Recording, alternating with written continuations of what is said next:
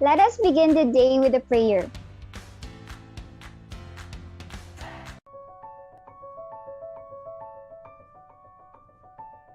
A prayer for our earth. All-powerful God, you are present in the whole universe and in the smallest of your creatures. You embrace with your tenderness all that exists. Pour out upon us the power of your love, that we may protect life and beauty. Fill us with peace, that we may live as brothers and sisters, harming no one. O God of the poor, help us to rescue the abandoned and forgotten of this earth, so precious in your eyes. Bring healing to our lives, that we may protect the world and not prey on it, that we may sow beauty, not pollution and destruction. Touch the hearts of those who look only for gain at the expense of the poor and the earth. Teach us to discover the worth of each thing, to be filled with awe and contemplation, to recognize that we are profoundly united with every creature as we journey towards your infinite light. We thank you for being with us each day. Encourage us, we pray, in our struggle for justice, love, and peace.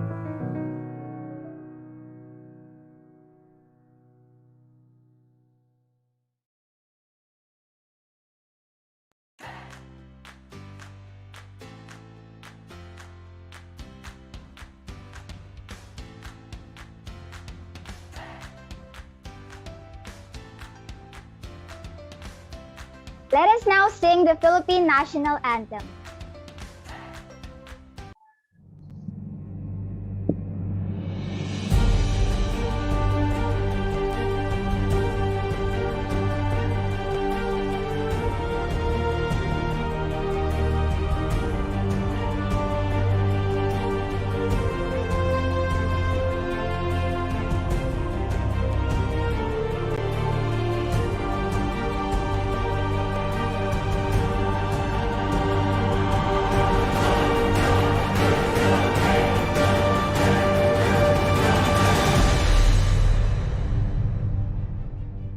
Mga kababayan, ang pambansang awit ng Pilipinas.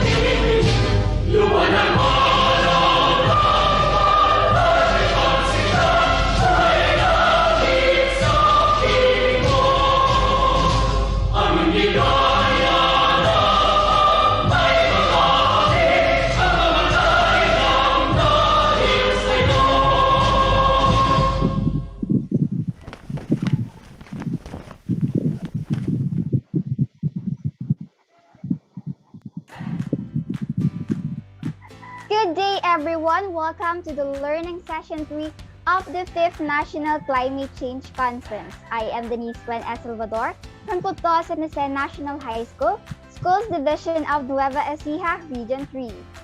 And I am Christian Johnny Ignacio from Anao High School, School Division of Thailand, Province, Region 3, and we will be your hosts for today.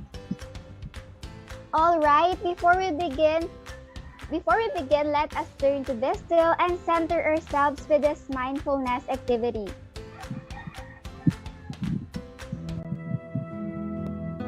Maraming masyadong nangyayari at mabilis ang panahon. Kaya kumalma at sumabay sa ating breathing exercise. Ihanda na ang ating mga sarili. Humanap ng tahimik na lugar, umupo ng tuwid, at panandaliang huminto upang bigyang pansin ng paghinga. Sabayan niyo ako at ang araw sa pag-inhale at exhale. Tandaan, inhale sa ilong at exhale naman sa bibig. Inhale, exhale. Inhale, exhale. Inhale, exhale. Kamusta ang inyong pakiramdam? Sana na-relax kayo. Laging tandaan, alagaan at mahalin ang sarili.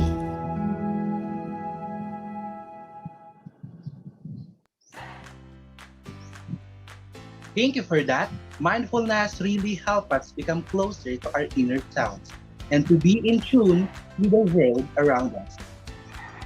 Yes, Christian, I couldn't agree more. Yesterday, we went on our very first virtual field trip to the Danhugan Island. We also watched talk shows and interviews between our youths and experts. Ipagpapatuloy natin ang discussion today upang mas mapalalim lalo ang ating pangunawa sa ating responsibilidad o divine calling upang alagaan ang ating kalikasan. Munting paalala para sa lahat ng ating viewers throughout the Philippines and the DepEd family. Inaanyayahan po namin kayong i-share ang ating Facebook Live upang maraming tao ang makalahok sa ating napaka-importanting diskusyon. At hindi lamang yon, kayo ay maaaring manalo ng exciting prizes kung ang tanong nyo ang mapipiling masagot ng ating mga panauhin mamaya via Facebook Live comments. Plan International will sponsor exciting prizes. Kaya ano pang hinihintay nyo? I-share nyo na ito sa inyong mga kaibigan at pamilya at sabay-sabay tayong manalo at matuto. At para naman pasinayahan ang ating session this morning, tinatawagan po natin si Director Ronilda Arco para sa opening remarks. Maraming salamat, Christian and Denise. And sa lahat po ng nanonood ng ating learning session today, which is the Interfaith Stewardship Dialogue, isang mapayapang umaga po sa inyong lahat.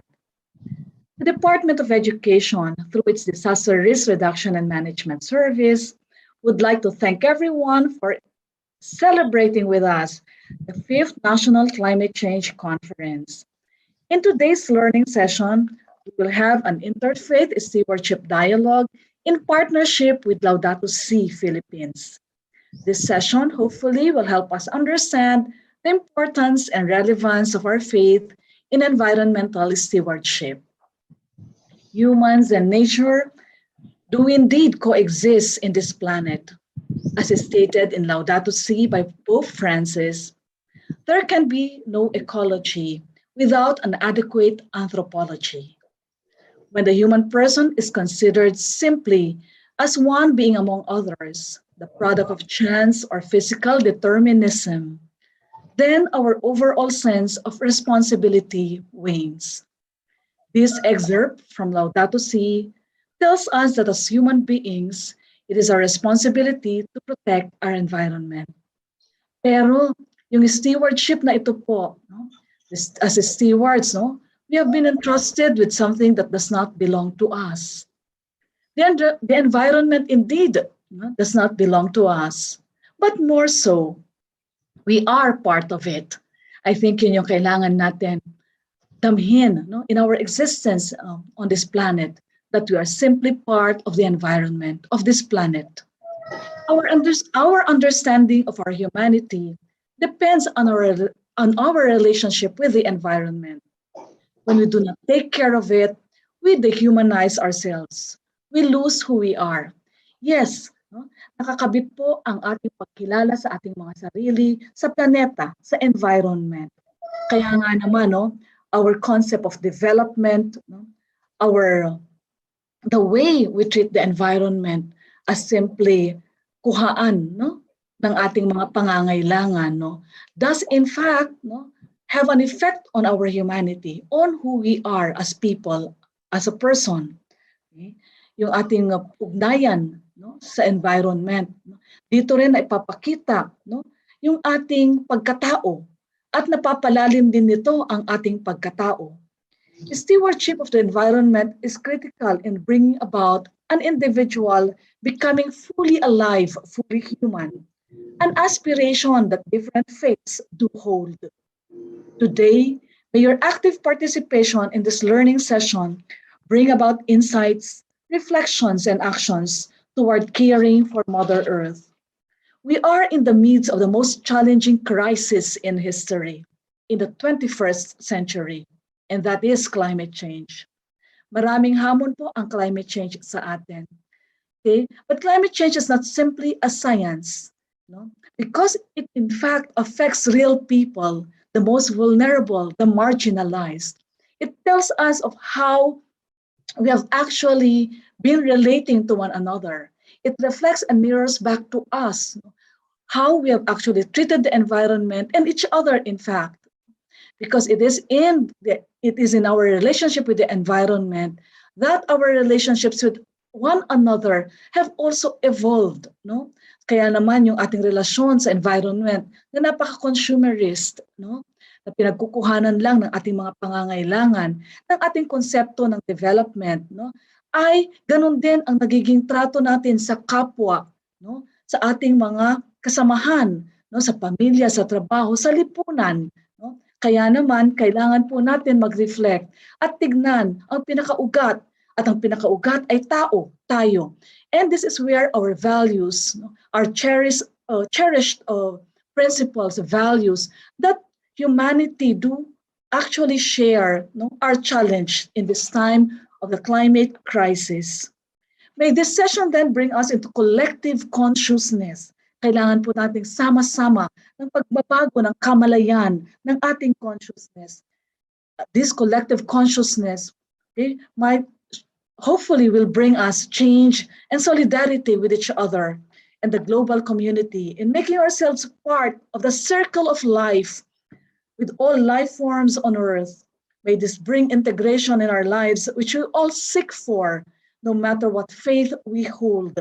And therefore, may we find our meaning and purpose on this earth, for the earth and with the planet in all its life forms, plants, animals, human beings. May we all live with dignity in finding the answers, in going back to ourselves, in transforming ourselves for the sake of humanity, for the sake of this planet. With that, magandang umaga po sa inyong lahat at sa lahat ng ating mga speakers. Maraming salamat po sa inyo. And I hope that you enjoy this session. A pleasant morning po sa inyong lahat. Ayan, so thank you so much po, Director, for that inspiring message. We really are looking forward po to discover and understand more about the importance and relevance of our faith and environmental stewardship. And like what you have said po, let us be the best stewards of the world and protect God's creation against climate change. And now I am looking forward to learning more from our upcoming research speaker. Yes, we may come from different faiths, but we only have one goal, which is to save the earth, our only hope. We will have different speakers po today who will talk about our role as stewards of the world, or in Filipino, mga tagapangalaga ng ating kalikasan. We encourage everyone to type any question to our speakers or what you want to share in the comment box below. Please include your name, office or school, and division along with your comments or question. We look forward from hearing from you. May we now present our first speaker for today, Father Jojo M. Fung S.J. Father Jojo M. Fung S.J. is a Jesuit priest from Sabah in Malaysia. He completed a year as an academic visitor at the Oxford University while residing at Campion Hall as a visiting fellow. He is an assistant professor at the Loyola School of Theology, which is part of Theology and Ministry program in the School of Humanities of the Ateneo de Manila University. He is a board member of the Sacred Spring Dialogue Institute of Spirituality and Sustainability, LST, and a member of the core group of the Jesuit Companions in Indigenous Ministry under the Jesuit Conference of Asian Pacific. He is the co-governor of the Asian School of Wisdom based in Chiang Mai. His upcoming books are entitled An Asian Sojourn in the Age of Pneumatology and Cosmism, Creational Pneumatology and Spirited Leadership in an Age of Sacred Sustainability. He will discuss about interfaith stewardship. Over to you po, Father Jojo. Thank you. Yeah. Magang salamat. Let me share.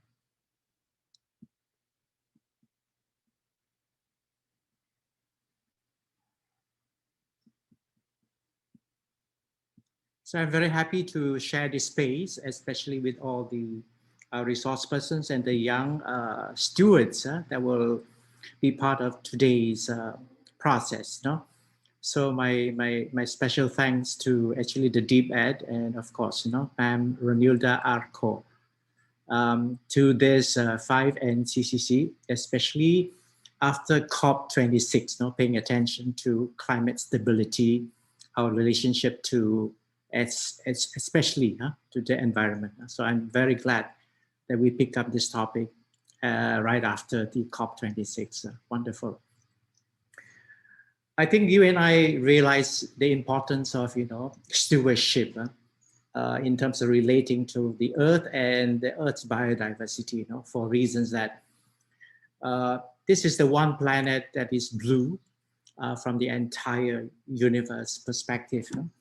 it's blue and it's life sustaining. And therefore, you and I, especially the upcoming generations, we need to conserve it.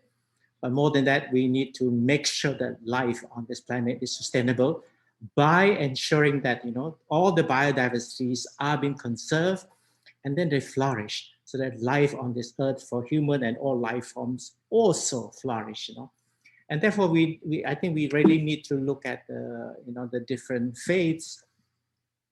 And Pope Francis talked about, the need for a spirituality. It doesn't matter, which religion you belong to, but at the deepest level, you and I do have these spiritual experiences, as a human spirit that is becoming conscious of who we are. And therefore the earth and the entire cosmos becoming conscious through you and me. So this spirituality is a deeper stream. It is an interior faith impulse that moves us to do what we need to do as humans on this planet Earth. And therefore we need to respond both to the environment and therefore to those who are most affected by the environment, especially as mentioned by Ma'am Ronilda Kaur, the vulnerable nations in the global south, and also their erratic climate changes, which is caused by global emissions. And therefore, they at the deeper level, they need to be a sense, a sense that everything in this world is connected. We are one with each other. We are one on this planet Earth with a common future together. And therefore, our life is one. We are bound to each other. So let me go through then, as it were, the different faiths. I will look at the indigenous people, tapos the Buddhists, the Hindus, and the Muslims. It's not for any intention that I leave out the other faiths, but I think I just concentrate on four nalang in this morning's session. First, let's look at indigenous people. I would like to, to name their spirituality as indigenous people mysticism, because they're very close to the land. They're very close to what we call the biodiversity of the earth. This is one ancestor of the Kalinga province, that is Makling Dulak of the Bubud tribe, or Bubud ethnic communities that I have great salutation for, because he's the one who really transmitted to us this ancestral wisdom, that it is the creator, Afo Kafunian, the Lord of us all, who gave us life. Without this Lord of all, there's no life, there's no planet, there's no cosmos. And this is the creator, the sustainer, who places in this earth to live our lives in close communion with nature. Therefore, with all the biodiversity. So from the land, we work the land. It is an obligation, not merely a right. In tilling the land, you possess it. We possess it as a humankind. So land is a grace that must be nurtured. To enrich it is the external exhortation of Afro Kafunian to all of the Kafunians' children, daughters and sons. So I would like to acknowledge Ms. Laurie Victor, courtesy of her PowerPoint presentation, that I took this slide. In other words, in Laudato Si, it says that land or nature or biodiversity, with all its biodiversity, rich biodiversity, is regarded as the abode of the ancestors. The ancestors lived here in our land, and that makes it special, make it sacred.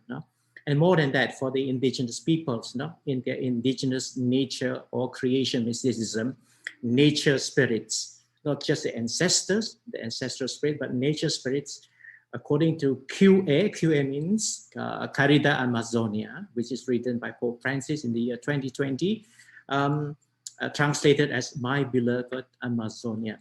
So there's an acknowledge that there are various beings, they're human beings, but other beings as well, who might not be visible or invisible, but they are with us. That makes this entire habitat for all life forms sacred and therefore spirited. So thanks to this mysticism. Again, this is the first document that acknowledged indigenous spirituality as indigenous mysticism.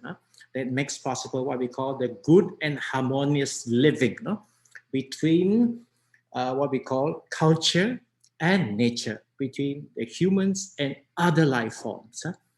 And therefore also informed by Esther Kanui, an anthropologist, and also the executive director of KINS, Mount Kitangland and Mount Kimangil, which rank among the areas that are home to the highest incidences of biodiversity in the country, here in the Philippines. So in NKRNP alone, there are 168 species of endemic birds, 63 species of mammals, numerous kinds of amphibians and reptiles, and 185 species of trees and other woody vegetation. In Mount Kimangil, the natural resources and biodiversity remain undocumented. In other words, because of indigenous people with their wisdom, that is their indigenous traditional knowledge and their practices, which is very eco-sensitive, plus this whole spirituality, land, nature is sacred and spirited, they have really done a great job in terms of conservation of biodiversity. So they too, unacknowledged sometimes, have contributed a lot to what we call climate stability, which I think the developed nations and of course, our city life have not kept up our end of the bargain. So indigenous people regard biodiversity, resources above, below, and all around us as part of humans. That's why, they use the word mitakuya sin, that is translated as we are all related, we are all relatives. So in the Lakota language, that means in the US itself, this wisdom saying reflects the worldview, but also a world feel, a way of feeling. That means at the affective level. It's not just the outlook. It's not just a view as in a notional, but also at the level of affectivity. That means there's a spiritual experience of we are all interconnected, and the Lakota people experience that, especially when they do the prayer, among the Yangton Suk prayers, and other Lakota communities. I'm sure around the world, all the indigenous communities have this very deep spiritual experience of interconnectedness, because we are all sacred and spirited by the Creator, by our ancestors, and by nature. So I invite all the young stewards to get down to this experience as well, especially together with the indigenous people. That's why Chief Seattle has this to say: all things share the same breath. The beast, the tree, the humans, the air shares its spirit with all life it supports. In other words, we are all sharing the air, and therefore we have life. And that's why we are really one. We are interconnected.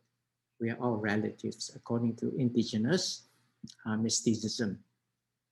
Secondly, let's look at Buddhism. Buddhism talking about eccentric self, wisdom in action, Buddhahood, and rehabilitation. See, for the Buddhists, no self is very important. Therefore, you decenter the self. So you call it what we call eccentric self. So that, in decentering the self, we can center on others. And therefore, we centered on the conservation of biodiversity. I think for young people, this is important. Yes, I'm important. But now I need to really realize that I'm part of biodiversity. I'm part of this planet and part of nature. And therefore, I need to shift the way I live from just living for myself, but living for others, living for the conservation of biodiversity. There's a thing called live wisdom in action. Yes, we inherited, the jewels of wisdom from Buddha, from our great Buddhist teachers. But now we need to put that into action. What does it mean then? We feel in with other beings. We feel that they are in me, I'm in them. We are together. We are part of each other. Suffering with them in their suffering, being joyful with them in their joy, according to Professor Ruben Habeto. In this way, a Buddhist becomes gradually configured to reality as everything and all is interrelated. The word used is interdependent connectivity or co-arising. We all come into being together, me as a human included. So I think it's very important for young people to feel that. As I look around me, we all arise into existence together.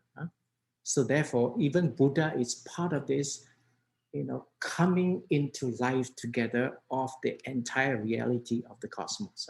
Amazing, isn't it? Amazing insight, no? And then Buddhism in Japan also thrives. So there's a Japanese Buddhist scholar, Omine Akira, no?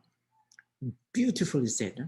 Believes that all phenomena in nature disclose the Buddha nature that is inherent in all things. In other words, when you look around and when you close your eyes, actually the whole of creation, everything around me shares in this Buddha nature, because they all have this Buddha nature. So with nature as sacred Buddha, Steve Rockefeller is able to infer the sacredness of life and of all life forms. Why do I relate? Why do I conserve biodiversity? Yes, for the sake of climate change, no doubt, but more than that, it's because there's a sacredness due to the fact that all of this share in Buddhahood of Buddha. No? So Buddhism sees that everything arises together, everything is interconnected together, and if you see there's Buddha nature, you actually see the presence and the existence of Buddha. And then there's Paul Ingram actually commented on the Singhorn Buddhist view of scholar Kukai in his work. The work is Sing Kusin Jopusu, attaining enlightenment in this very existence. Very, very insightful. He said, existence is my existence. The existence of Buddha, is the existence of all sentient beings. It's almost saying that, you can feel Buddha nature in all of living beings around us. They are not identical, but are nevertheless identical. They are not different, but are nevertheless different. In other words, it's amazing, They all have this Buddha nature in them, in me as well. And therefore, there's a need to relate to each other with respect, and there's a need to actually conserve all the biodiversities with reverence, with respect. Stephanie Gaza has this to say, this is the last point called re-inhabitation. What does it mean? It means that we become a rehabitatory people. We inhabit, we go and live there. We are committed to a life identified with a specific place, like Mount Apo, for instance. We go and live there, understanding the local community of plants and animals as companions, neighbors, and supporters of human life. This is vital in the Buddhist point of view. Without them, without the plants, without the trees, without the rivers and the birds and the beasts, we have no home. Our life will be all the more poorer, all the more deprived, dispossessed. Therefore, they are our home. So therefore, they look at Buddha, in the early days of Buddha, his birth, his enlightenment, his first sermon, his death were held in special reverence, and traditional sources speak of the throne of Buddha's enlightenment. In other words, Buddha actually attained enlightenment under a tree, a Bodhi tree. Therefore, he is closely connected to nature. And that's the reason why for a Buddhist, that the way we respect, the way we conserve the entire biodiversity, they too attain Buddhahood as well as the humans attain Buddhahood. Let's go to Hinduism then. Hinduism talks about let's lead a life of dharma. The word they use, a dharmic life.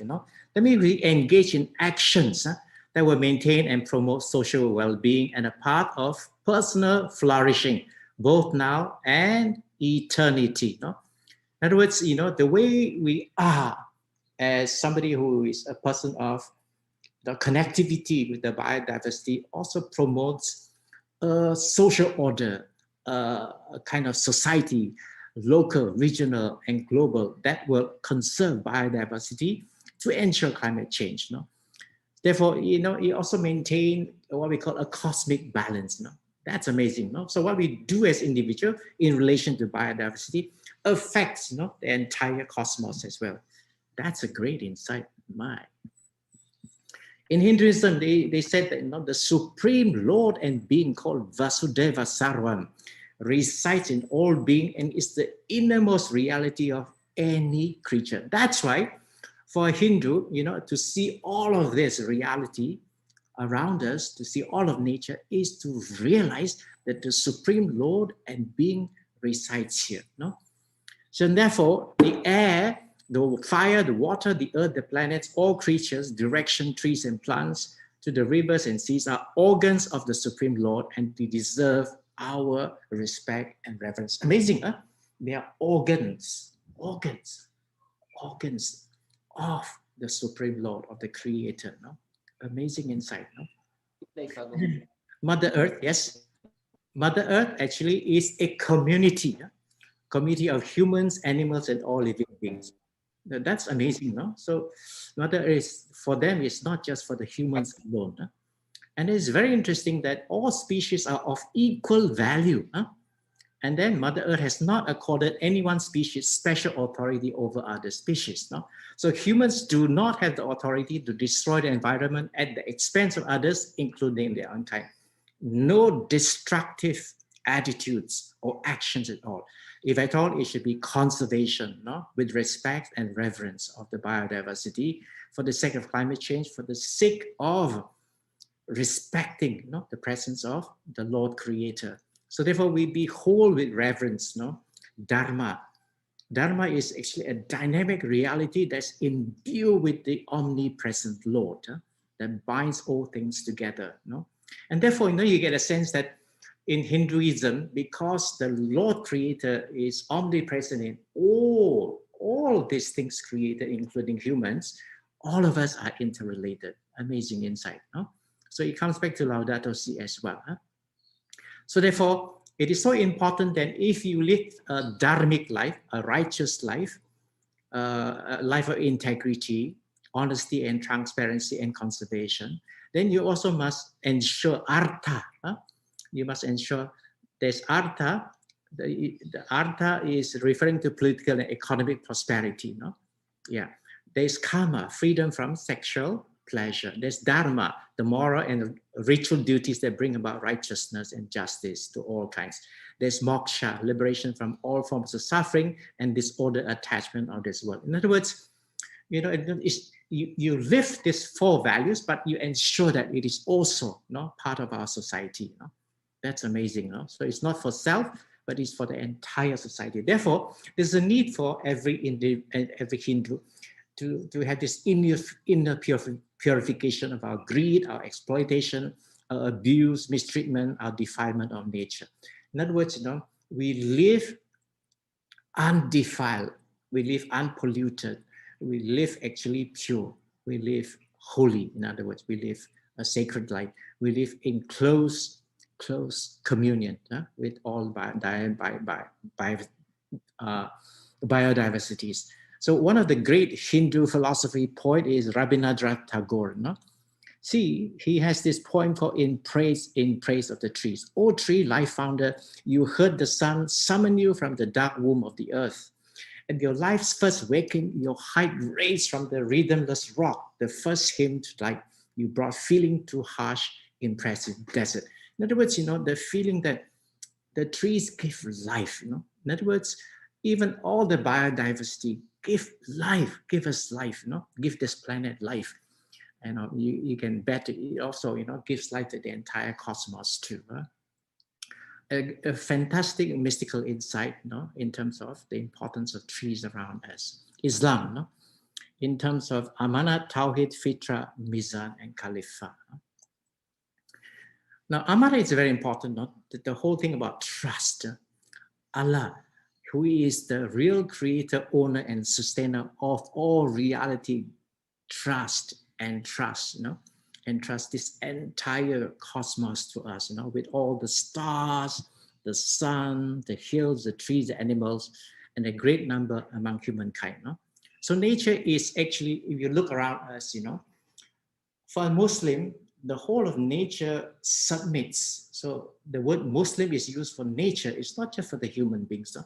The whole of nature, all this biodiversity actually submits to God. No? They bow down before God in worship because God is the creator. No? Allah is the creator.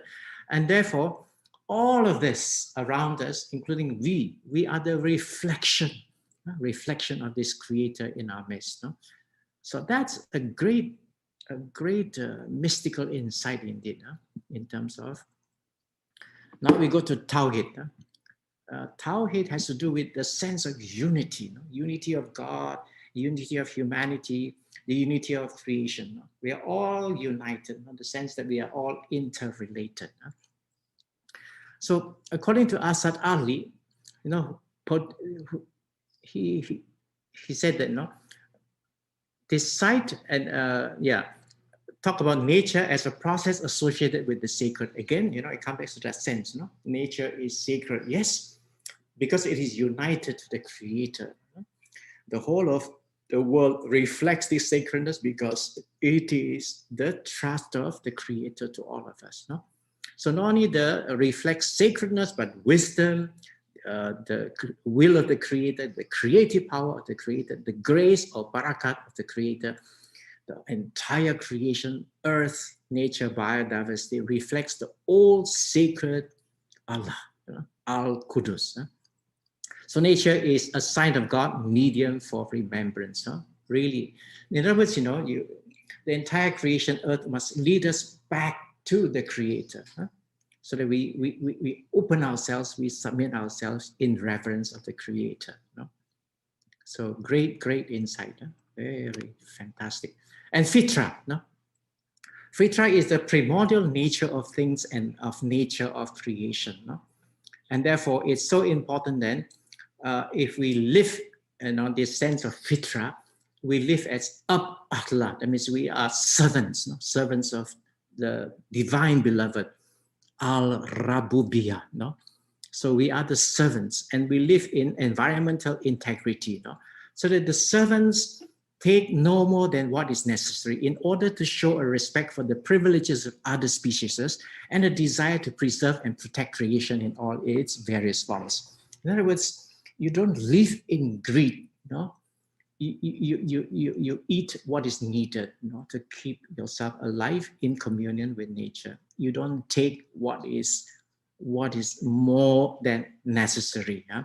So in other words, this is a very important principle, fitra, that we don't actually extract for excessive profits. We call it excessive financialization of nature and its resources. And then Mizan. Mizan teaches us that what we see all around us, God created them for the glorification of God.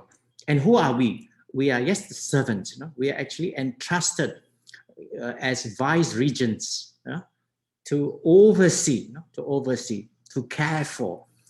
In other words, we are stewards, stewards of all that God has given to us. So we are servants, vice regents. We really need to realize that we are in relationship with all that Allah has created to reflect, to glorify this Allah. So that stewardship must be carried out so that this God will be glorified. Amazing indeed. So, if you're exercising agency or vice regency, then you must ensure there is himna, there's harim, there's wakaf.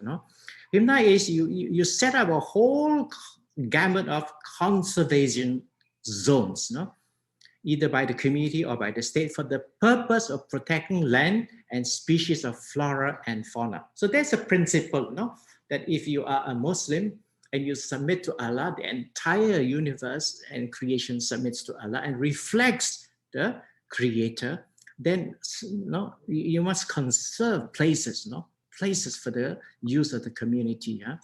Then there's harem, which authorizes the establishment of inviolable zones aimed at the protection of water sources so that the designated areas such as meadows or forest land become accessible only during the drought season. So no access at other time, no fishing, no mining, except a certain season, like drought season. Then last, wakaf, no? So you acquired the land, and then you gave it in charity, declaring that this land should not be sold or gifted or inherited, and its yield could be devoted to the poor, no? To kinsfolk, to freeing of slaves, no? For the cause of God, and to provide for guests and travelers, no? And it's always in consultation with the local communities. This is a great important fact. No? Today we call it prior, free, and informed consent. No? So you respect the local people's well-being, no? Especially women, the unlettered, the rural folks who are caliphats of God, must be honored at all times. Yes. For instance, we have this Arumi, Jamaluddin, no? A great mystic, philosophy. Look at, I'm a tree with a trained parrot in its branches, silence, thought, and voice. It's like he can feel, he can feel the life of this tree. He can feel the rose, no? The rose and nightingale lost in the fragrance. No? It's like he's in communion, no? A mystic communion with the trees, with all of the biodiversity. I would like to play this video by Elizabeth Wangari Watuti, no? From actually Kenya, a climate environmental activist, no? And this is the award-winning film, The Forest is Part of Me. So as you listen to this young steward, I hope you can also be convinced that the biodiversity is part of me as well. So let's take a listen.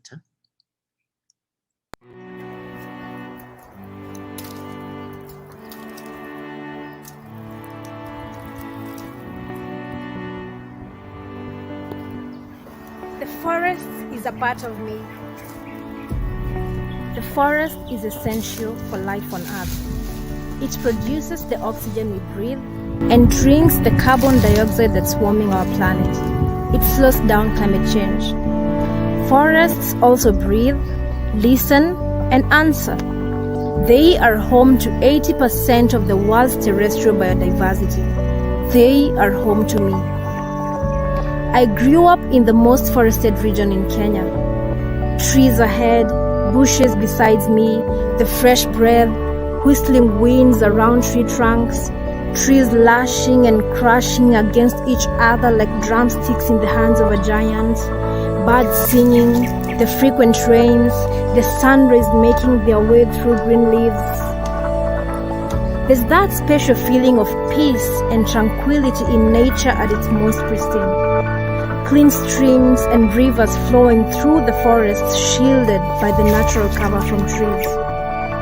My favorite place in a forest is sitting among the trunks of the trees, watching the streams and rivers flow. I remember planting my first tree when I was 7 years old. I became part of the forests, and the forest became part of me. It breaks my heart when I see my forest landscape destroyed, burned down, whole networks of trees cut down faster than you can snap your fingers, and streams becoming highways for plastic waste. We have allowed greed and money to drive us, and it's robbing my forests of its life, its goodness, its home. I drank from these waters when I was little. I ran and played and dreamed among these trees. Now I feel the pain of my landscape. What hurts the forest hurts me too. I am who I am today because of my landscape. The forest has been and will forever be my greatest teacher. I spend time with her, listen to her, understanding her, and learning from her. That is why today I am co-creating with her, crying for her destruction, recognizing her rights, and fighting for her life, so we can all again feel her joy of abundance. I am ready to restore forests. Are you with me?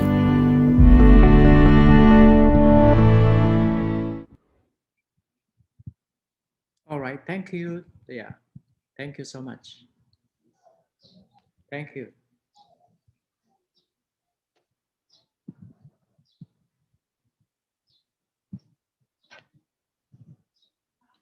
Thank you so much, Father Jojo. That was very enlightening. You know, Denise, I like how indigenous people regards biodiversity as part of human. Simply means that we are all interconnected. And they also believe that they are our companion and supporter of human life. This is an enough reason for us to take care for our environment. All right, you are highly appreciated po, Father Jojo, for feeding us such an information today about the importance of biodiversity stewardship and the capability of our spirituality and faith that encourage and motivates us. We really learned a lot po. Welcome. Now for our viewers po, we hope that you are doing well at home. Now let's answer some of your questions from DepEd's Facebook page. Please include your name, office or school, and division along with your questions or comments. Okay, now pipili tayo ng tanong mula sa ating comment section. Paalala sa ating mga viewers, kayo ay maaaring manalo ng exciting prizes kung kayo ang tanong nyo ang mapipiling masagot sa ating panauhin via the Facebook live comments. Okay, I think meron na tayong first question. Our first question is from Mary Jean of Makati City. Father Jojo, what is your favorite species po and why? What's the question? What's your favorite what? What is your favorite species po? Species? Yes, of course. The banyan tree, balete. That's my favorite. Of course, the other one is coconut. I mean, I come from Malaysia, and of course, in the Philippines, when you go to the coast, there are many, many coconut trees. I like butterflies. I like the bees, and in fact, all the birds. I do enjoy them. So these are the rich biodiversities. If you come to my hometown, it's actually I'm from Sabah. No? So I'm from the Borneo Island. Borneo Island has been named after Congo and the Amazon as the third largest basin in our world. We call it the green lungs of the world. So welcome, so that you can appreciate the rich biodiversity in the tropical forest. Thank you for asking the question from Makati. Yes, thank you so much po, Father Jojo. That was a great choice po. You're welcome. Yes po. There's a bird, we call hornbills. I don't know whether you have it here. The beak. That's also a national bird for Sarawak in Malaysia. Any other? I'd be happy to respond.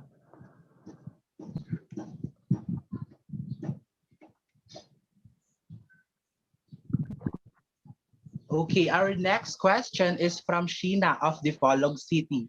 Are natural disaster God's punishment for sin? Yeah, I wouldn't make God the scapegoat when we screw up. So I don't think we should make God a scapegoat. No. When we do extractive mining, for instance, we deforestate so much. We don't reforestate, so we destroy the biodiversity. And if you look at the teachings of Buddhism, Hinduism, Islam, and of course indigenous people, what we did to the earth, to the biodiversity, is a great dishonor. It's a sacrilege against the creator and the sustainer. We have not done our job as Khalifa, as what we call stewards. So we should really point the finger back at ourselves and say that we have failed the creator. We failed to mirror the presence of the creator. We fail to glorify God through our actions, because our life is ruled by greed, by the need to destroy, to exploit. And so we are ruled by corruption, by greed, by lust, and that's not glorifying God, according to Islam. From the indigenous people, that is a sacrilege against nature, against our ancestors, against the creator. Or Mababaja, no? Yeah, thank you. Who's that? Shina, yeah, from Dipolog City. Thank you. Thank you very Okay, much next question po. Sorry. Okay, next question we have, how has different faith histories contributed to environment degradation and climate change? We have an era called Anthropocene. I mean, it's where the humans, we feel that we can dominate the earth with science and technology. This is the period, I think, where we contributed to the greatest destruction, of what we call the biodiversity, to the point that there's so much greenhouse gas emission into the atmosphere, to the point that Antonio Guterres said, on 1st November, that we live the sixth warmest years since 2015, and that the temperature, if we don't switch from coal power to wind, solar, and hydropower, our temperature will rise beyond 1.5 degrees centigrade to 2.4 degrees centigrade. This has been the worst period in terms of human history, the period of Anthropocene. Thank you for asking. Yes po, Father Jodo, you are right po. Thank you very much po. Now we have another question po. How can different faiths come together in addressing climate change po? How do you what? Say that again. How can different faiths come together in addressing climate change po? Well, we feel it in our skin, we feel it in our body, I mean, when the temperature rises, we're like living in the oven, when you go out, gee, it's unbearable. So that in itself should really alert us. It doesn't matter what your faith is, your skin will feel the heat.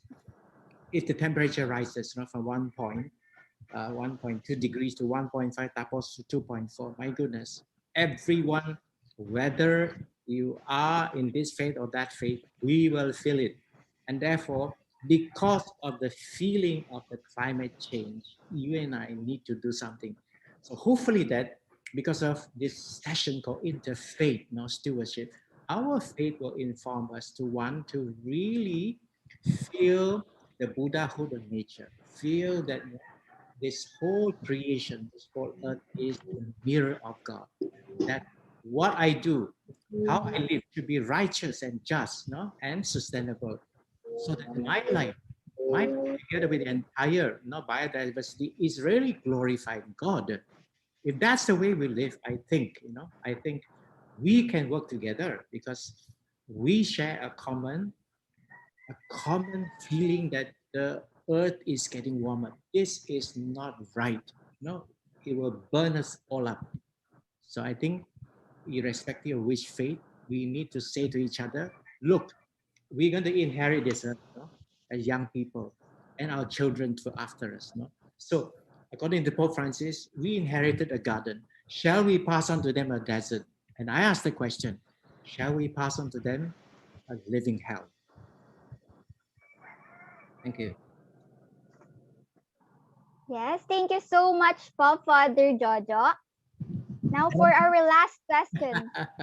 Yes. When do you feel the Yes.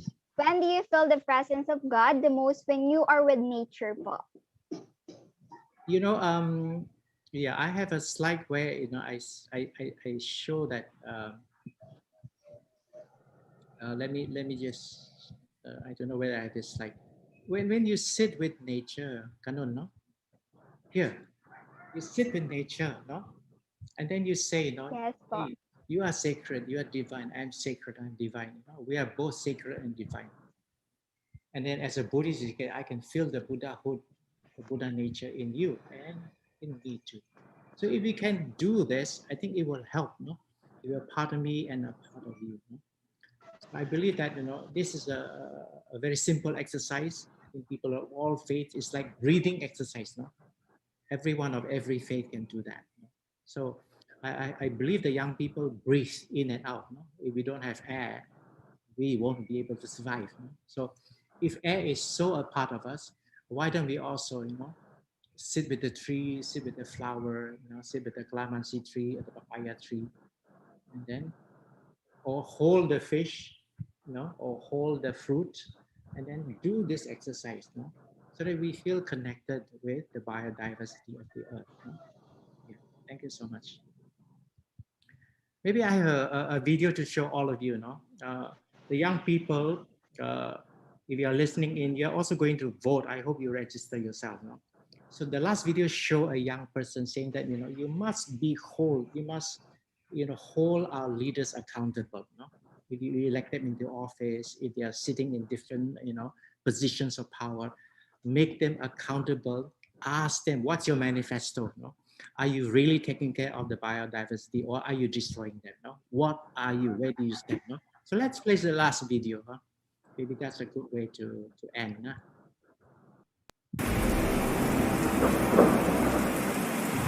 Say climate change and see how most people react. It's a bit like sustainable development. Some people say that climate change is natural and we shouldn't worry. The answer to that is, we have indeed naturally occurring climate change since the Earth was formed. The concentration of carbon dioxide in our atmosphere have increased by nearly 30% since the beginning of the Industrial Revolution. The current global average temperature is 0.85 degrees Celsius, higher than it was in the late 19th century. Each of the past 3 decades has been warmer than the preceding decade since records began in 1850. There are so many causes why we are experiencing climate change. Number 1 is burning of coal, oil, gas, and plastic. Cutting trees or deforestation. Increasing livestock farming, fertilizer containing nitrogen, and fluorinated gas. Climate change not only leads to extreme weather effects and dangerous health effects the world over, but as a threat multiplier, it possesses a direct risk to human survival for many of the world's most vulnerable communities. To combat the many threats posed by climate change, the nations of the world have agreed to limit the increase in global average temperature to 1.5 degrees Celsius above pre-industrial levels. We believe that mitigating climate change is not only important for global peace and security, key to fulfilling our moral imperative to protect those communities most at risk.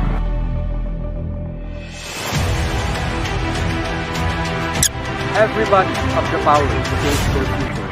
Live in the power of your own voice. The more noise you make, the more accountability you demand from your leaders. The more our world will change for the future.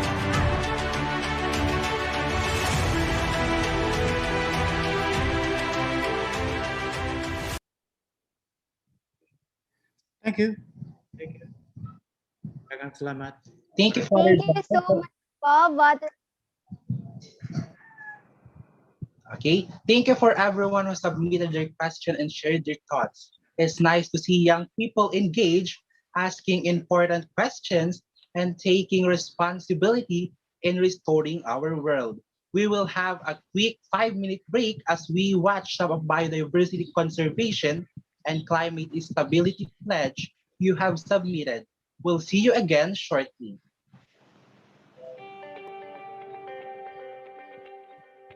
Hi, I'm Shirley B. Tuwal, teacher in charge of Kalubi Elementary School, Alaran Southeast District, and I pledge to help in reversing biodiversity loss and climate change by encouraging our parents, teachers, learners, partners, and community to follow and implement the policy of proper waste segregation, no burning policy, and the campaign of clean and green environment. Hi, I'm Alstate G. Tarian, and I pledge to help in reversing biodiversity loss and climate change by using my voice and spreading awareness on climate change mitigation and conservation of biodiversity through social media platforms. Hi, I am Eric Clay F. Padaka, and I pledge to help in reversing biodiversity loss and climate change by acting as a role model in conserving energy in school and at home. I believe that by doing so, I can help reduce the emission of harmful gases, and I believe that this microwave can have a macro impact if we work hand in hand. Hi, I'm Ivy T. Ranario, the grade 3 and 4 teacher of Kalubi Elementary School, Aloran Southwest District, and I pledge to help in reversing biodiversity loss and climate change by helping in the campaign of clean and green environment to my parents, learners, and community. Makakalikasang araw. Ako, si Cedric Armelidis ng Baleta Integrated School, ay buong pusong nangangako na tutulong upang pigilin ang tuluyang pagkasira ng ating kalikasan at ang matinding epekto ng climate change sa pamamagitan ng pangangalaga sa mga buhay sa kalupaan, mga kagubatan, mga hayop at ang kabuuan ng ating daigdig. Hi, I'm Delia Ildumalagan, a teacher of Bakawa Elementary School, and I pledge to help in reversing biodiversity loss and climate change by protecting the mangroves and help preserve this ecosystem. Hi, I'm Crisme A. Cabrera, and I pledge to help in reversing biodiversity loss and climate change by tree planting and recycling. Hi, I am Adriel A. Yusay, a grade 2 learner of Salvador Central Elementary School, and I pledge to help in reversing biodiversity loss and climate change by properly segregating of waste.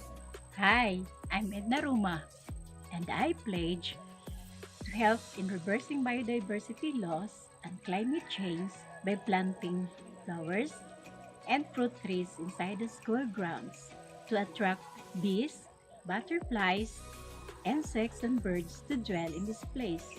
Hi!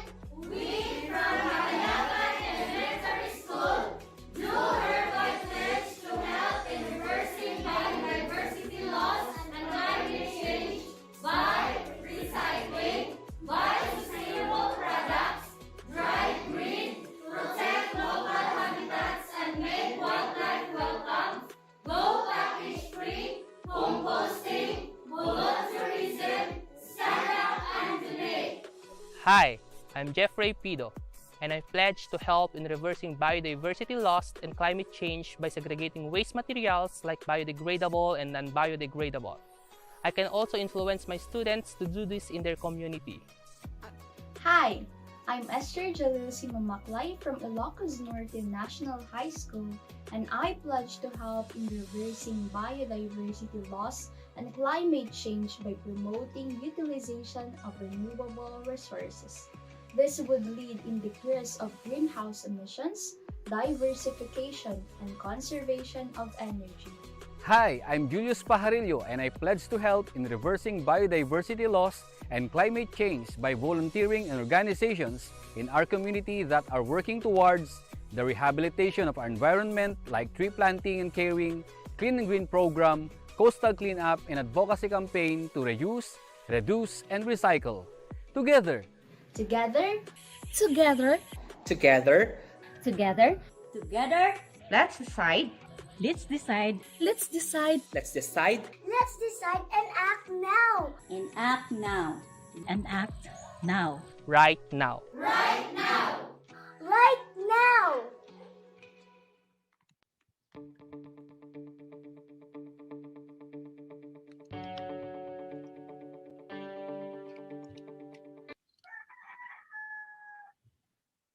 Welcome back.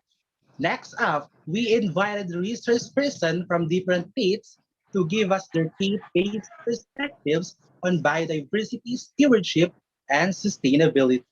They will also give their views why the youth's active participation is important to help our ecosystem. We encourage everyone to type any questions to our speakers or thoughts you want to share in the comment box below. Please include your name, office or school, and division along with your comments or questions. We look forward to hearing from you. Let me present our first resource person. Our first resource person is Dr. Jeremy Molino. She is currently a faculty member and a professor of St. Louis University and SLU located at Baguio City, Philippines, where she is also teaching Christian faith education in the School of Liberal Arts and Education and Religion Studies at the School of Defense Studies.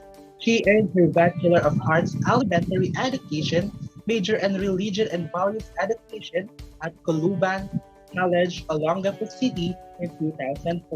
She is originally trained as catechetic under the catechetical program of Coluban College in Olongapo City. She served as catechist and a religion teacher in the different public schools in their barangay in 2004 and 2009. While serving as a catechist, she also enrolled different public schools at the same college where the earned Master of Arts in Religious Education in 2009. She started her teaching profession at St. Louis University, Baguio City in 2010. Before taking the Applied Theology program, she earned her PhD in Educational Management in XLU in 2015. With her current interest in environmental theology, she is focusing her research on empirical studies within the environmental theology. She has participated in several local and international conferences in Asia recently. Huwag na natin patagalin pa. Over to you po, Dr. Jeremy. Hello po sa ating lahat. Good morning. Magandang umaga. Ayan, tayo ay live sa buong Pilipinas. Allow me to share my slide. All right.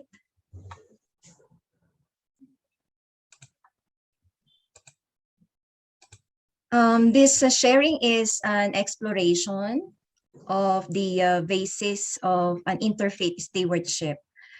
This is just a review of literatures and recent empirical religious studies. So that is my focus in my profession and study. So when we say empirical religious studies, we find meaning and understanding by researching into moral and religious upbringing with an eye to the development of personal and institutional identity. So in this regard, I would like to focus on the interfaith stewardship, which refers to care for the environment in the context of interfaith communion. So in this sharing, I just want to present the basis of interfaith stewardship from current and previous empirical religious studies in the country. From the review of the different related literatures, there are meaningful interfaith stewardship necessitates. Firstly, a knowledge of individuals, especially of the young people, that the religious attitudes towards the environment and ecology is very important.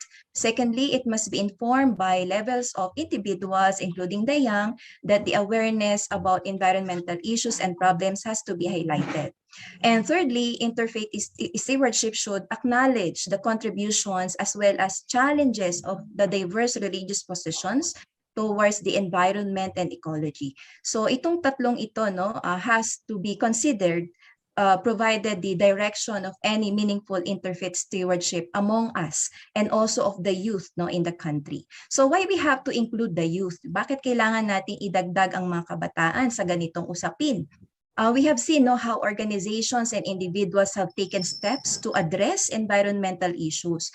And most of these initiatives require human action, cooperation, or participation to be realized. So among the human participants worth considering are the youth, I believe. For they are seen as energetic, idealistic, and full of dreams. Involving the youth means that a significant force in communities can carry out major sustainable environmental action. So looking at the initiatives in the global, regional, and local arenas, youth engagements or participation in the mitigation of environmental problems remain limited, if not missing. So the youth participation, even according to the United Nations, is admittedly needed for a worldwide program to heal the earth. So most initiatives thus far are carried out by interested adults in organizations or institutions. So being in the Catholic Academy, I am certain that the youth are identified as role models in their communities and partners in environmental awareness and protection due to their exposure and better access not to media and information. And in my next slide, I would like to share to you that what Mary Evelyn Tucker, the co-founder and co-director of the Forum on Religion and Ecology at Yale University, with her husband, John Allen Grimm, stated, and I quote, "A many-faceted alliance of religion and ecology along with a new global ethics is awakening around the planet." So this is a new moment in the world's religions, and they in this matter, the religion and ecology have a vital role to play in the emergence of a more comprehensive environmental ethics. So the urgency cannot be underestimated. Indeed, the flourishing of the Earth community may depend on it. So the environmental ethic may develop by understanding more about the connection of religion and the environment. It may practice the skill of sustainability, explore own commitment to the environment and its origin. And finally, we are ready to articulate and show environmental care clearly in everyday living. And we should always include the young people in this matter. So our relationship with the environment speaks of the human stewardship of creation. It is a consequential role to this reciprocal relationship as prescribed by David Horrell. Right relationships and right actions towards God and towards the earth. So that is that's how the interfaith stewardship connotes. So this human, or we as humans, considered as blessed and consumerism. As stated in the book of Sally McFay, entitled "Blessed are the Consumers, Climate Change and the Practice of Restraint." In here, she unites her love of hagiography. Pag sinabi po nating hagiography, it is the writing of the lives of saints or the study of the saints, and the urgent need to address overconsumption in the economy and the environment. She brilliantly piles the example of the saints with our own call to action, which must, like the saints, she discussed here that it should be personal and public. So there must be a call to action that is kenotic lifestyle, meaning one of self-emptying, voluntary poverty, seeing also the needs of others, especially of the environment, the increase in view of the self to include a universal self, and finally, the connection of personal and public spheres of life. And to move over, the following empirical studies and reflections on youth and environment highlighted that stewardship is a moral responsibility. And as a human, we are morally responsible actors and actresses. As human with a knowledge and ability to care for the environment. By the way, the youth here that we were surveyed are Catholics and non-Catholics as well. So there is no special day in the Bible for the creation of human beings. Humans were created on the same day as the animals. We all share the biosphere, the environment, or the planet. In the current ecological and environmental crisis, it is necessary to underline humanity's role as creature, not creator. So human beings carriers of God's image have been given a special role as caretakers. But being fashioned and commissioned in the image of God is not the same thing as being God. So creation itself is the body of God, and we ought to take care of the earth as we would care for God's body. So we are partners, we are allies in creation, and we need to consider its well-being as a whole or complete. And when we talk about environmental well-being, it is intimately related to economic well-being, which speaks of justice, especially for poor people who are affected mostly by this ecological disaster. And all religions have the same goal at heart, and that is to protecting our environment and common goal. Yes, now we live in a world made up of varied religions, and it's beautiful to see how we can all work together with openness and humility. For this reason, many interfaith dialogue has flourished and continue in organizing to dialogue and connect with the environment. Religious leaders used to gather because of faith traditions that call for environmental protection of the earth as our common home. That humanity has a mission. We have a mission to moderate also its consumption and conserve a healthy environment for all living beings. So maging sapat. When we say maging sapat, no, enough or sufficient, that is the meaning, no, of the sapat. No, let me show it to you. Okay, so like taking from nature only that which is enough or needed, like we eat or buy only what is enough and needed. No, for us, each person must have enough to sustain, no, a healthful and dignified life. In the recent papal document of Pope Francis, the Laudato Si, here, no, he exhorts everyone to care for the earth, no, to care for humanities. The earth is the humanity's common home. So this document echoes the recent scientific consensus admitting that climate change is primarily due to human activities and intervention. So other religious institutions similarly honors a related environmental posture towards the earth. So local churches also craft their integrated adaptation of environmental care and protection in response to the papal declaration. Hence, it is to be expected that pro-environmental behavior may also arise from one's religious sentiments. Laudato Si of Pope Francis reminding us to see that our dominion over the universe should be understood more properly in the sense of responsible stewardship. So what is that sense of responsible stewardship? It is a responsible dialogue and conversion with everybody, including in the nature, including other living things, no, through observation, listening, no, feeling. Be open for new researches, no, with the help of new technology that may bring light and solution to ecological problems. And always see and analyze the environmental problems within the context of human, family, work, to self, others, environment itself, and faith. So reading from these relevant literatures, interfaith stewardship is a collective religious consciousness or mindset aimed at demonstrating care for creation. And such mindset can be clustered, can be clustered to the following. Okay, so first, knowledge of human, including youth, knowledge of human religious attitudes towards the environment to show the feasibility of a religious view linked with environmental care.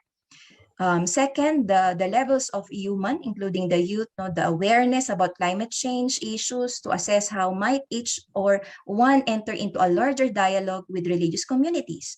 And the contributions as well as challenges of diverse religious positions towards the environment and ecology.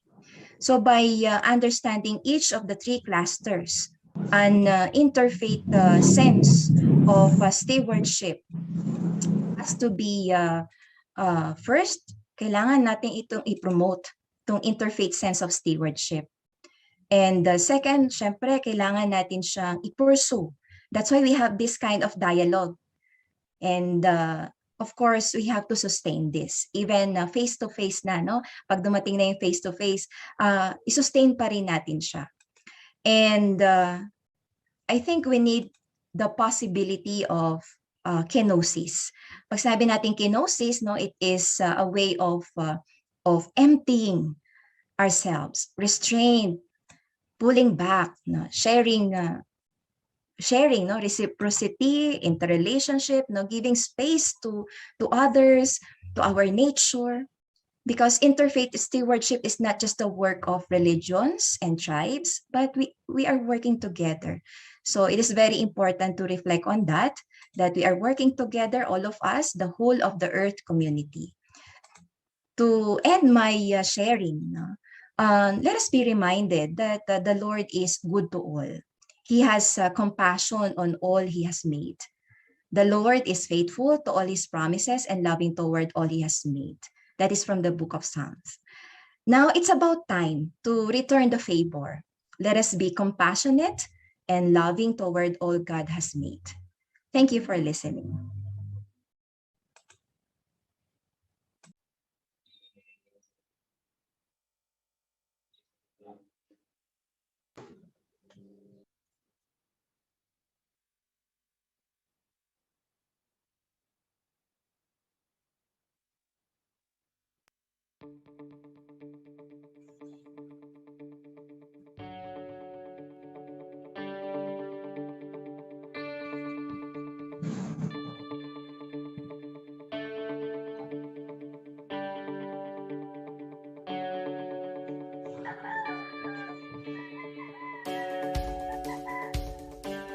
Ayan, thank you so much po, Dr. Jeremy. It is such a great opportunity po to have you today and discuss more about exploration and basis for an interfaith stewardship. And yes po, it is true po that the cooperation and participation of us youth is very important in the healing process of our planet. Yes, I like what did Dr. Jeremy said, that the youth should always be involved in addressing the issues of the environment. Okay, Denise, who is our second research person? Yes, Christian, our second resource person is Miss Patricia Mungkal, our representative from Protestant community. Miss Patricia is currently the co-chair for ACT Alliance Community of Practice for Youth Participation. She is also the Education and Training Officer on Disaster Risk Reduction and Climate Change Adaptation and Program Assistant for Disaster Risk Reduction of the National Council of Churches in the Philippines.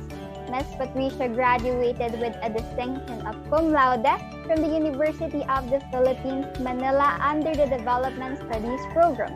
She has led forums and talks about pressing and social and economic issues like the educational discussion on violence against women, a forum on the West Philippine Sea, and Girl Talk, a Young Women's Electoral Agenda 2016. Among others, she also participated among various development works and research in rural farming and fishing communities in the Philippines.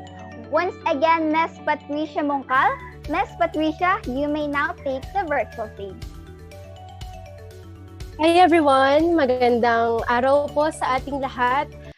Okay, I am very pleased to be here and very excited because I know that I will be talking to my fellow youth, to Filipino families na mga nasa bahay, nanonood sa Facebook, nandito sa Zoom, and also I am glad to be here among our experts talaga in the field, no? So this is the presentation that I prepared. Ang pangalan po nito ay Pananampalataya at Kalikasan. Dahil po sa aking karanasan ay malaki po yung impluwensya ng faith sa kung paano ko tinitignan ang ating kalikasan at kung paano ko kumikilos para dito. So I will be speaking based on my experiences and the things that I've witnessed as a humanitarian worker and climate activist. So yes, thank you for that introduction. No? I work in the National Council of Churches in the Philippines as a humanitarian worker, and I focus on disaster risk reduction and climate change adaptation. So that means that in my profession, pumupunta ako sa communities, sa disaster-affected communities, sa climate vulnerable communities para pag-aralan, para tulungan silang maproseso ang kanilang mga karanasan sa disaster at pati na rin matulungan silang maghanda para sa mga ganito at syempre para sa mga impacts pa ng climate change. Kanina pa po natin yun pinag-uusapan, no, yung climate change, and I'm glad that everyone is very aware of the climate crisis that is ongoing dahil talagang dito sa Pilipinas, ramdam na ramdam po natin yan. At talagang nangunguna dito sa unang nakakaramdam ng climate crisis ay yung mga communities natin gaya ng mga farming communities, fishing communities, indigenous people, ang ating mga katutubo. And so ginagawa ko yun professionally, but outside my profession, I am also a climate activist dahil naniniwala ako na more than these projects, kailangan din may advocacy tayo at sama-samang pagkilos para baguhin yung ganitong kalagayan. And all of this stems from my faith o yung pananampalataya. So, yung pagkukwento ko ngayon ay mas praktikal at batay sa aking karanasan bilang Kristiyanong kabataan. Kanina po, nagsimula ang ating programa sa isang ecumenical prayer. Alam po ba ninyo, ang salitang ecumenical ay nagmula sa salitang Greek o Griego na oikumene. Okay, pakisabi nga po sa inyong mga kabahayan, sa mga nanonood, bigkasin ninyo, oikumene. Ang ibig sabihin po nito ay the whole inhabited earth. This is our home, yung salitang oikumene. At dito, nakapaloob ang lahat ng nilikha ng Diyos. So alam naman po natin, yung mga halaman, mga puno, iba't ibang species ng puno, mga kabundukan, karagatan, mga kapatagan, at iba't ibang mga hayop na matatagpuan dito. At syempre tayong mga tao ay bahagi ng oikumene na tinatawag. It is the whole inhabited earth. And I would just like to emphasize on that dahil may common notion na dahil tayo ang tao ay above tayo sa kanila dahil siguro tayo ay ang inatasan na maging stewards o tagapangalaga ng sanlilikha ayon sa Biblia, parang minsan sa tingin natin nakakataas tayo sa mga iba pa nating kasama sa tinatawag na oikumene. But we are being reminded na dapat tayo ay kabilang lamang dito. At dahil tayo ay yung bilang tao, tayo yung may kakayahan upang kumilos, upang mag-aral, upang mag-develop, tayo yung inatasan na magkaroon ng responsibilidad upang pangalagaan ito. Sabi ng isang ecumenical leader noong 2010, si Ecumenical Patriarch Bartholomew, we must treat nature with the same awe and wonder that we reserve for human beings. And we do not need this insight in order to believe in God or to prove His existence. We need it to breathe. We need it for us simply to be. Dapat respetuhin natin, respetuhin natin ang ating kalikasan, ang iba pang sanlilikha dito sa ating mundo, kagaya ng ating pagrespeto sa ating kapwang tao. Hindi para patunayan na ikaw ay mabuting Kristiyano, kundi dahil kailangan natin ito. Lagi pong sinasabi ng mga environmentalists na kapag ang kalikasan ay nawala, ang tao ay mamamatay. Pero kapag nawala tayong tao, the earth will live. It will continue finding its own equilibrium, magkakaroon ng balanse, hahanap ito ng pagkakataon na ma-achieve ang balance. Pero tayong mga tao, hindi natin kaya na mawala ang kalikasan. Dito po sa Romans chapter 8 verse 21, isa po siyang hindi po sikat na verse na tungkol sa creation. It says, because creation itself will be set free from its bondage to decay and obtain the glorious liberty of the children of God. Ibig sabihin po na ang creation pala ngayon, ang sanlilikha, ay nasa point of bondage to decay. Nasisira or decay, nabubulok. At para po ito ay ma-set free, para po ma-attain or ma-achieve yung kalayaan ng creation na to, kailangan po ang role ng children of God. Tayo po yung mga tao. So, mahalaga po yung role natin dito at kinikilala po ito sa Biblia. This is reminding us na yung role natin as stewards. Ano nga ba ang kailangan nating gawin, no? We need to uphold the integrity of God's creation. Kapag po sinabing integrity of God's creation or upholding this, kailangan po pinoprotektahan at inaalagaan ang ating physical na environment para po ma-ensure na laging may balanse sa ating ekolohiya at meron pong intergenerational unity. Sige po, let's break it down lang po. No? Kanina, siguro po yung pinaka-urgent at pinaka-matingkad na halimbawa nito ay yung kanina pa po sinasabi ng ating speakers na climate change. I want to talk about climate change when talking about ecological balance and disbalance. Dahil po, ang climate change, nagmula po siya sa gawa ng tao. Ang nararanasan po nating climate change ngayon ay mula sa gawa ng tao.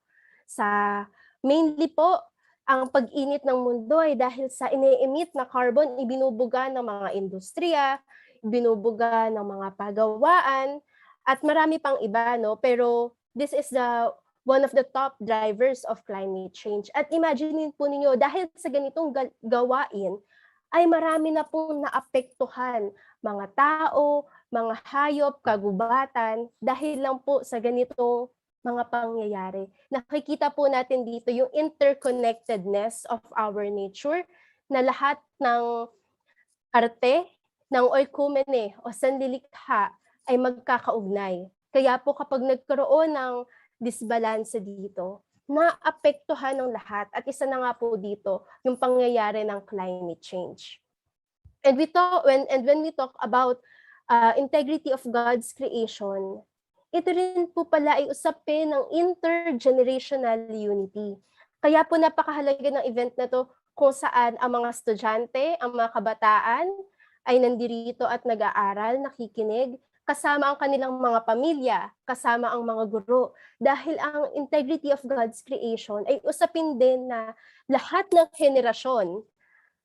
Ngayon, mga bata man yan, lolo, lola, mga magulang, at mga susunod pang henerasyon sa atin, ay sama-samang na-enjoy ang kalikasan na meron tayo. Yun po yung ibig sabihin ng integrity of God's creation, ensuring the ecological balance na lahat po ng parte ng oikumene, ng sanlilikha ay balanse, ay nasa tamang kondisyon, ay napapangalagaan, at ang lahat po ng ito ay na-enjoy ng iba't ibang henerasyon, pati pa ng mga henerasyon na susunod sa atin. Bakit nga ba kailangan natin itong pag-usapan? So ito, very, very shortcut na to at very brief picture. No? Dahil tayo ay nasa tinatawag na state of planetary emergency. Isa na po itong, hindi na po ito usapin ng krisis lamang ng kalikasan, kung hindi krisis na po ito ng buong sanlilikha. Dahil yung pagkasira ng kalikasan, lumalala po siya ng lumalala at talaga pong nagpapatuloy pa rin. Yung mga sakuna na sunod-sunod po, naalala po ba ninyo ang Typhoon Yolanda noong 2013? Yun po ang pinakamalakas na typhoon that ever made landfall sa ating mundo. At naging sunod-sunod na po ito, no? Just last year, we experienced 3 typhoons in a span of 4 weeks. Kung naalala niyo po last year, Typhoon Rolly, Ulysses at Kinta. At yung nagiging epekto po nito sa mga komunidad ay naapektuhan na sila, nasalanta po sila ng mga sakuna, ng bagyo, hindi pa sila nakaka-recover, darating na naman ang isa pang sakuna. Mababaon sila ng nababaon sa utang. Marami po ang nawawala sa kanilang kabuhayan. Kaya nalilid po ito sa kagutuman. At syempre, yung pagkasira ng kalikasan, kanilang ari-arian, at yung iba pa ay marami rin pong namamatay dito. At ito po ay lahat connected din sa climate change nga po na tinatawag. Na dito po sa Pilipinas, mahalaga pong pag-usapan natin ang climate change dahil pang-apat po tayo sa sa mga bansa sa buong mundo na pinaka-vulnerable sa climate change. At kahit ito po ay ayon sa Institute for Economics and Peace, no, na mula sa 5th place, naging 4th place na po tayo sa buong mundo na makakaranas ng climate vulnerability. Ibig sabihin po, yung mga malalakas na impacts ng climate change ay nararanasan na natin at magpapatuloy pa po ng maraming taon pa po sa hinaharap. At ito po ay napakalungkot na isipin dahil kahit po tayo ay hindi naman tayo top contributing ng carbon o maruruming usok sa buong mundo. Mga ibang malalaking bansa po yan eh. Ang Pilipinas, ang nako-contribute niya pong carbon ay below 1%, around 0.37% lamang. But, yun lang yung kinocontribute natin ng mga usok, no? Pero tayo ay pang-apat sa buong mundo na makakaranas ng impacts nito. Dito rin po sa Pilipinas, pangatlo daw po tayo sa buong mundo na meron pong air pollution-related death. At pangalawa po tayo para sa top marine polluters. So, napakarumi ng ating karagatan. So ito po yung mga ganitong kalagayan, pati po yung una kong nabanggit, itong pagkasira ng kalikasan, sakuna, climate change, ay naglalagay po sa atin sa state of planetary emergency. So ito, existence na po natin ang nakasalalay dito. So ang mga taong simbahan po na aking nawi-witness dito po sa National Council of Churches in the Philippines, ipinapakita po nila ang aming pananampalataya through action, through unity, kasama po ang mga komunidad. So, dito po sa NCCP, ang mga church people, ang mga kaparian, pastors, yung mga kabataan, sila po ay nagfo-form ng mga committee para sa disaster response. Sila po ay pumupunta sa mga communities na, kami po ay pumupunta sa mga communities na affected ng mga disaster at tumutulong po doon upang mag-aral, magbigay po ng tulong or assistance sa kanila. So dito po pina-practice yung Christian faith po, no? Dito nagta-translate into actions. Konkretong action kasama ang mga komunidad. So kanina pa po sinasabi, bakit na may role ang kabataan, may mga role ang mga bata at kabataan para sa kalikasan. Pero bakit nga ba kailangan kumilos ng mga kabataan? Unang-una po, dahil ang ating karapatan at buhay ay apektado ng kalikasan at pagbabago sa klima. So magkakaugnay po yan. Marami po ang hindi nakakapag-aral dahil sa mga sakuna. Marami po ang hindi nakakapagtrabaho. Marami po ang nagkakasakit or namamatayan dahil dito. Pangalawa, mamanahin natin ang ating mundo. Tayo na po, we have so many years ahead of us. At marami, ito rin po yung mamanahin ng ating mga anak, ating mga apo in the future. Kaya dapat pangalagaan natin ito. And then, pangatlo, pagkakataon at oras na natin upang ipagpatuloy ang tungkulin. So, kung naalala niyo po sa mga birthday party, no, lagi, or sa mga Christmas party, lagi may laro, yung mga relay race, yung mga pasahan at pabilisan. So, ito, pinapasa na sa atin, di ba po, tumatakbo, ganyan. At lagi pong may ipinapasa na baton sa mga relay race at pinagpapatuloy yung race.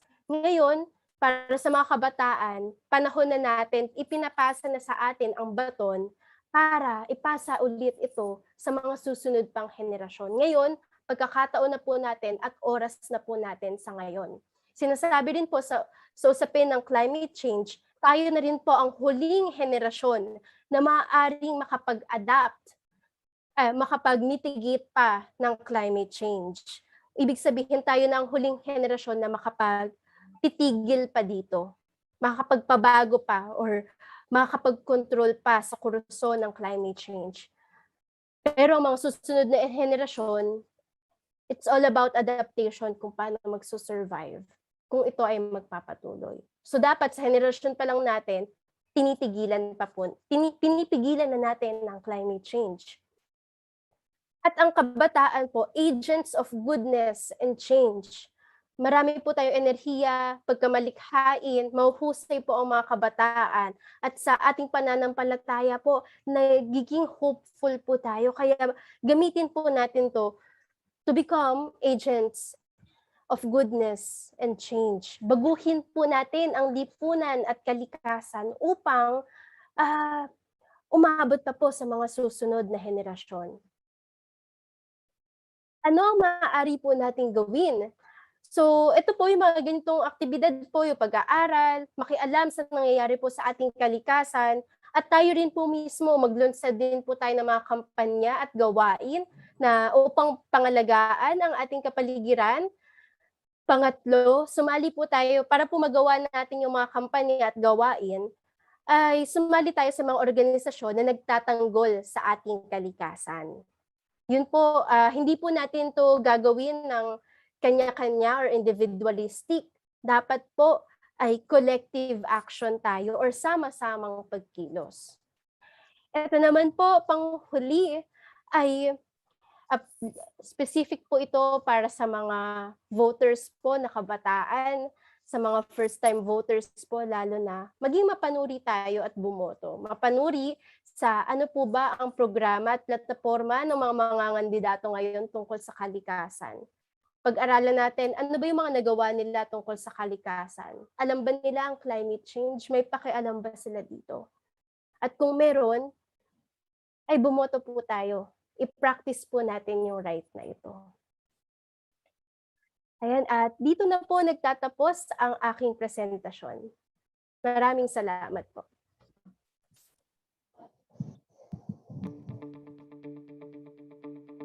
Thank you, Miss Patricia. That was really informative and enlightening. And it's true that we should treat the nature the same way we treat people because we are all equal in this world. And as what did Dr. Jerome said, that we should maintain the integrity of our God's creation. Ayan, we are truly blessed po to have you here today and hear your voice, Ms. Patricia. Thank you very much po. We really learned a lot po from you. At more than that po, more than all of those projects po na ginagawa, naniniwala po ako na kailangan po ng sama-samang pagkilos kasama ang patnubay ng Panginoon upang ma-maintain at ma-preserve po natin ang ating planeta.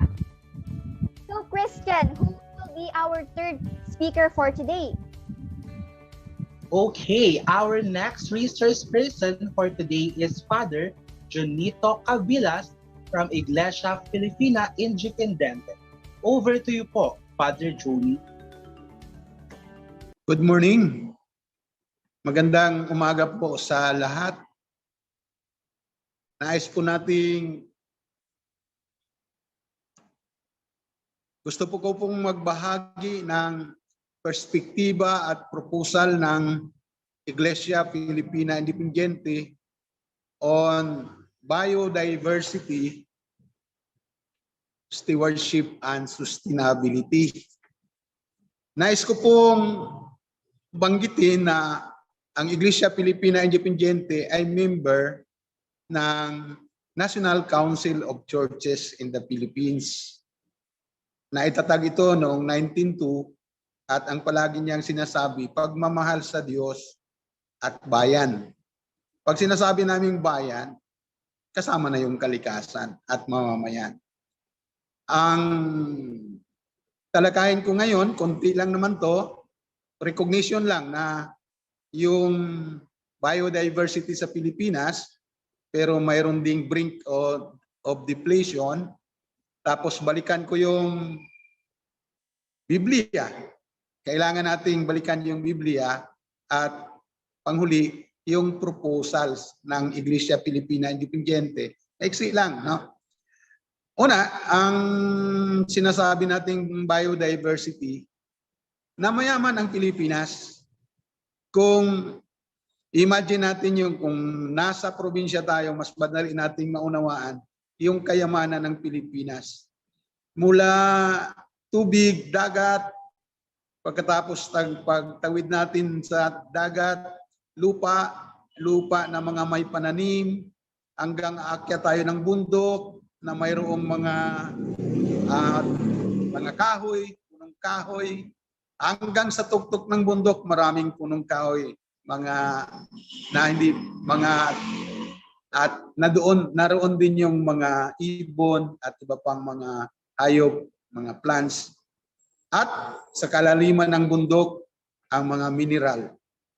Sa dagat naman at tubig ay maraming minerals, marami ding isda. Ang Pilipinas ay nahahati sa mga pulo-pulo, kaya maraming mga kayamanan natin dahil habang may ilog, may tubig, may kayamanan. Yun po kinikilala natin. Ang mayaman ang Pilipinas sa biodiversity. Ito yung magsusuporta ng ating buhay. Ngunit nung nagbabasa ako ng reference ng mga blink of depletion, na nakita ko yung sinulat ni Jonathan Mayuga na napublish ang Business Mirror noong October 18, 2017. Ang title, Philippines Natural Resources Near Brink of Depletion. Binabanggit lang naman yan na nasisira yung kalikasan. At maganda dahil naipaliwanag ni Patricia yung kung ano yung mga dahilan. Hindi lang naman yan calamities, hindi lang mga kalamidad, kung hindi mayroong mga industries, yung pagbubuga ng mga carbon at fuels, carbon dioxide o monoxide. At yung mga sasakyan, ang binubuga niyan, carbon monoxide, nakakasira sa kalikasan. Kaya tayo ay naghirap dahil apektado tayo sa climate change. Pero kung tingnan natin, kailangan nating protektahan pa rin. We have to protect and conserve yung natitira pa nating mga natural resources. Kailangan nating pag-ingatan pa. Huwag na nating hayaang tuloy-tuloy na masira. Hirap na tayo mayroon na tayong kahirapan, pero kailangan nating ma-restore. At sa restoration ng creation, balikan natin yung Biblia. Sa Genesis, sa story of creation, ang una talagang story ng creation, yung likha ng lupa. Sa Genesis 1:11-12, nilikha ng Diyos ang lupa. At ang lupa ay mahalaga. Ang lupa ay buhay. Ang lupa ay kabahagi ng ating pagkatao. Alisin mo ang lupa sa ating buhay, wala na tayong identity. Kaya kung Pilipinas yan, mayaman tayo sa lupa, ang tanong natin, sinong nangangalaga sa lupa at sinong nakikinabang sa lupa? Minsan, ang nakikinabang sa lupa natin sa Pilipinas ay ang mga dayuhan, yung nag-engage ng plantations. Mahirap pag-isipan natin na minsan wala na tayong karapatan ng ating lupa. Minsan, napaalis yung mga katutubo, mga indigenous people sa lupang ninuno dahil kailangang i-develop. Kaya pag-isipan natin mabuti yung lupa. Yung Pangalawang punto doon sa Biblia na nilikha ng Diyos ang tao. Sa Genesis 1:27 to 30, pinapaliwanag naman na nilikha ng Diyos ang tao upang pangalagaan. Ang sinasabi kasi subdue, roll over, the biodiversity. Pero hindi yun ibig sabihin na sirain. Magkaroon siyang bonding with other creations. Yun ang ibig sabihin noon. Ang bonding ay mahalaga kasi mag-establish ka ng magandang relasyon. Hindi lang sa human being, kung hindi sa mga kasama yung mga iba pang creations. Pati mga tanim, mga hayop at lahat pa na mayroong buhay o kahit walang buhay ay dapat alagaan ng tao. Kaya pag roll over or reign over or subdue, hindi nangangahulugang sirain kung hindi alagaan. Ang pangatlong punto sa creation ay yung papel ni Adam. Sa Genesis 2 verse 15. Nilagay ng Diyos si Adam sa gitna ng Eden, ng paraiso, upang gumawa, upang protektahan, to tend and to work. Hindi lang siya parang makinabang doon sa mga bunga ng mga punong kahoy, kung hindi, alagaan niya yon. Kaya kung steward tayo ng creations, palagi nating isaisip, ng lupa mahalaga. Kaya huwag natin ipagkait ang lupa sa mamamayan, sa mga tao, dahil sila ay nangangailangan nito. At kung tayo ay nilikha ng Diyos, in the image of God, kailangan natin na maging katulad ng Diyos na mag-aalaga ng mga nilikha.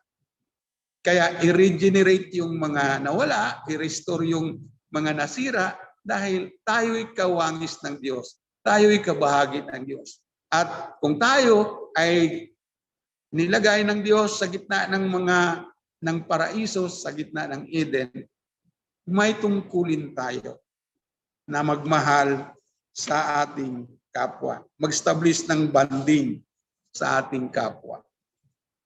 Yun po ang mga sa paningin ng Iglesia Filipina Independiente kung paano yung magiging steward. Hindi sakim, hindi ganid, mapagmahal, mag-establish ng bonding. At ang kasunod na gusto kong banggitin dito, at ito yung last na bahagi ng aking presentation, ay mayroon akong proposal. Lalong-lalo na sa mga kabataan dito na yun ang ating principal audience, malaki ang inyong magagawa. Sa inyong paglaki, sa inyong pag-asenso, o sa inyong pagkakaroon ng buhay ng masagana, kung uunlad na kayo, balikan ninyo ang inyong pinagmulan. Una, kung hindi naman tayo mga anak ng mga magsasaka, pero marami pang magsasaka.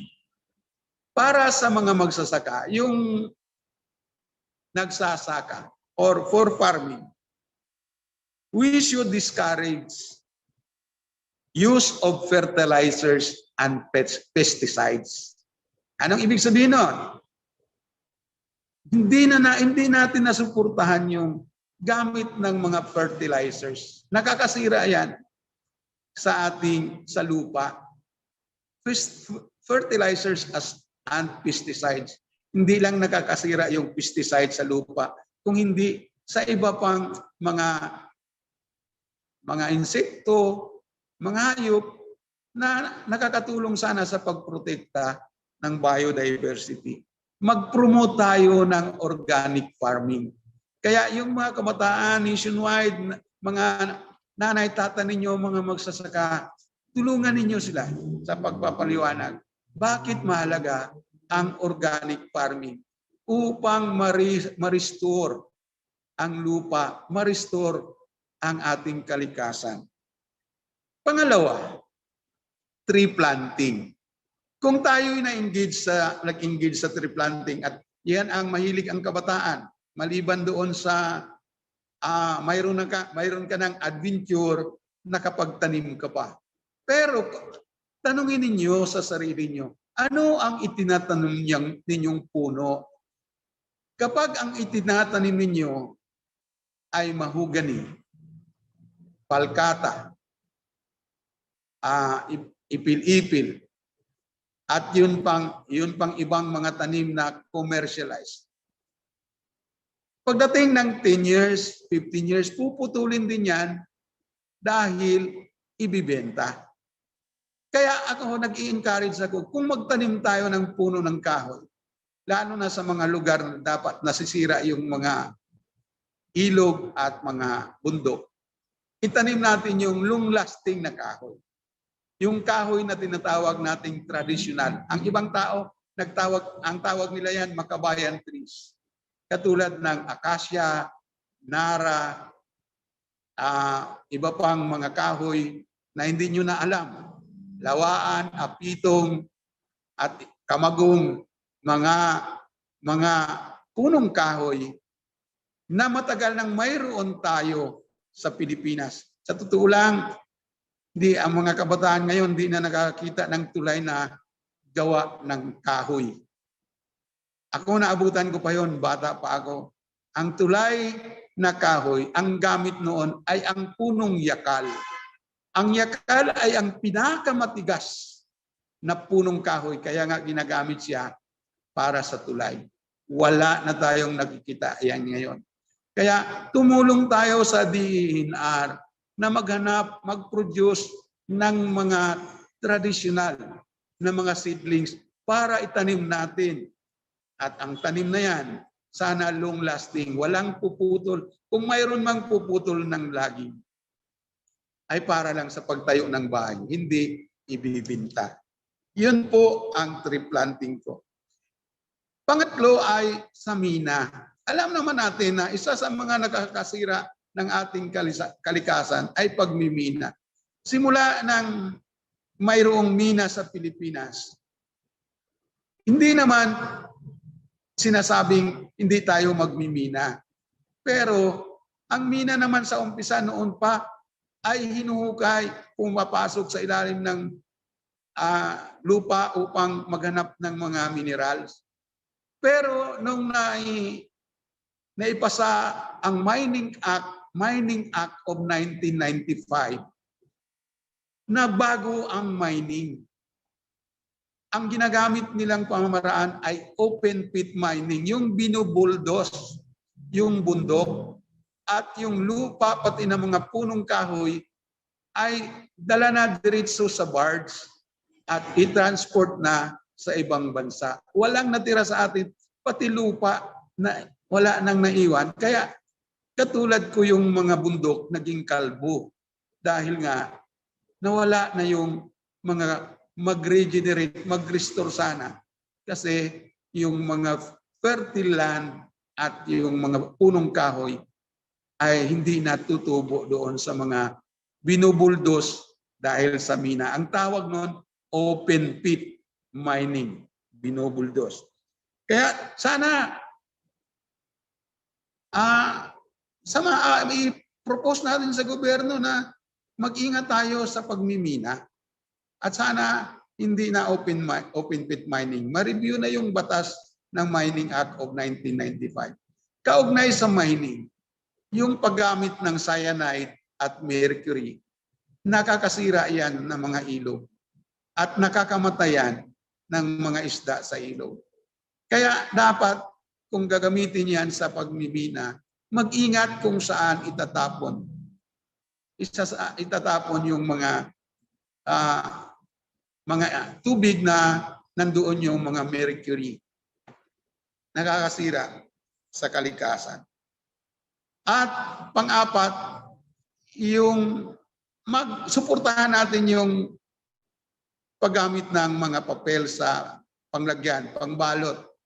Iwasan yung single-use plastic.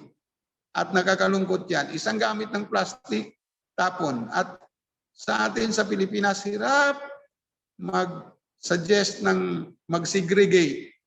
Hirap magsabi na, oy, huwag pagsamahin yung biodegradable at non-biodegradable. Mahirap. Kasi pagdating naman ng basurero, isama-sama naman din yon. Kaya nagkakaproblema tayo.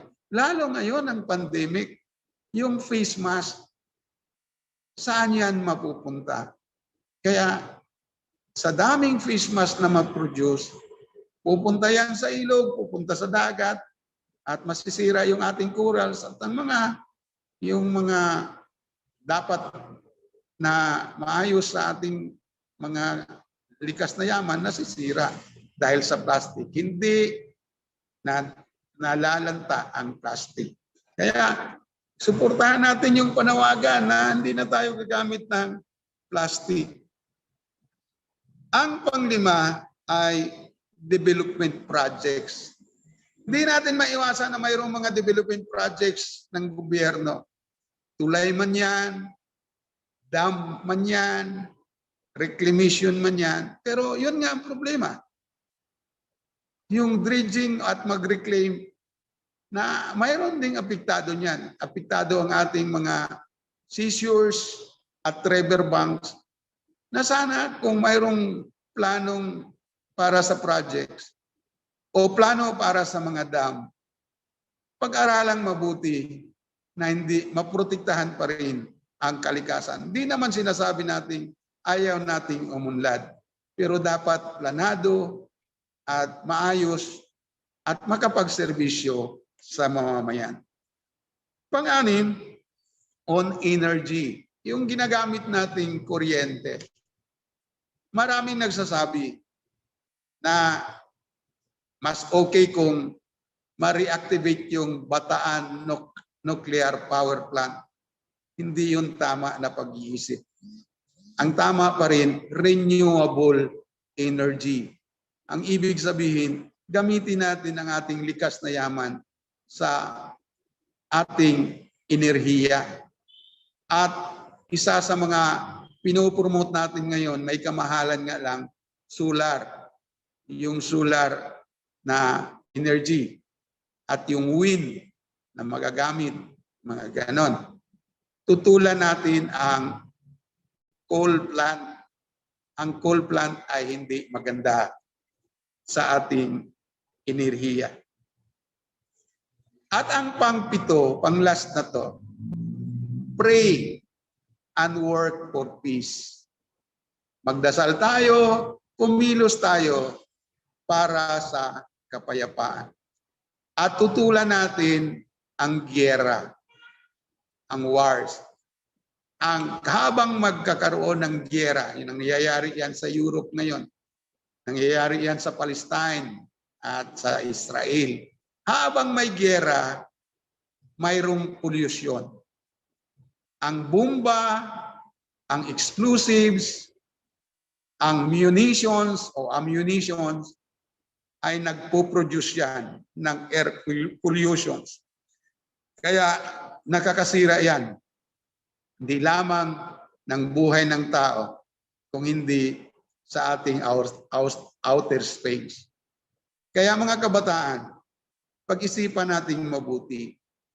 Pag-aralan natin, bumalik tayo kung saan tayo nagsimula.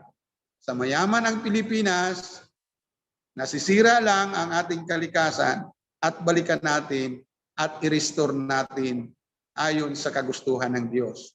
Ang kagustuhan ng Diyos, tayong mga tao ay makipag-bonding sa kalikasan. Ibig sabihin, hindi tayo mapanirang uri o nilikha ng Diyos. Maraming salamat po at pagpalain kayo ng Diyos.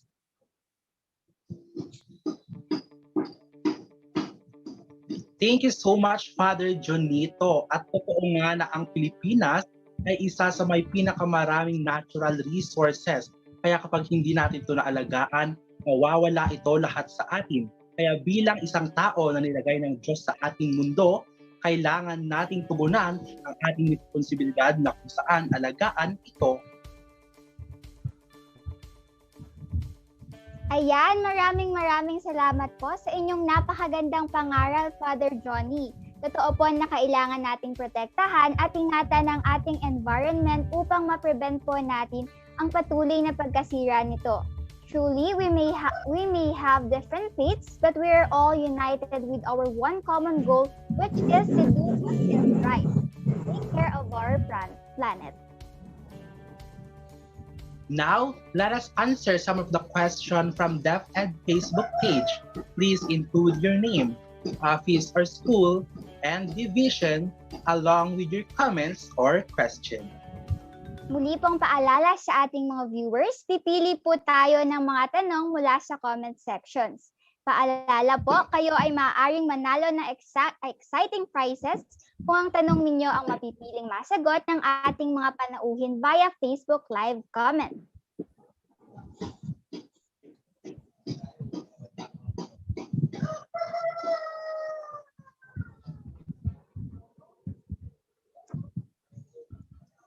Denise, do we have a question na? Yes, we have a question na po. So, how has different faiths histories contributed to environment degradation and climate change? Simula po tayo kay Dr. Jeremy. Ayan, paulit po natin ang tanong. So, our question po, how has different faith histories contributed to environmental degradation and climate change? As for me, no,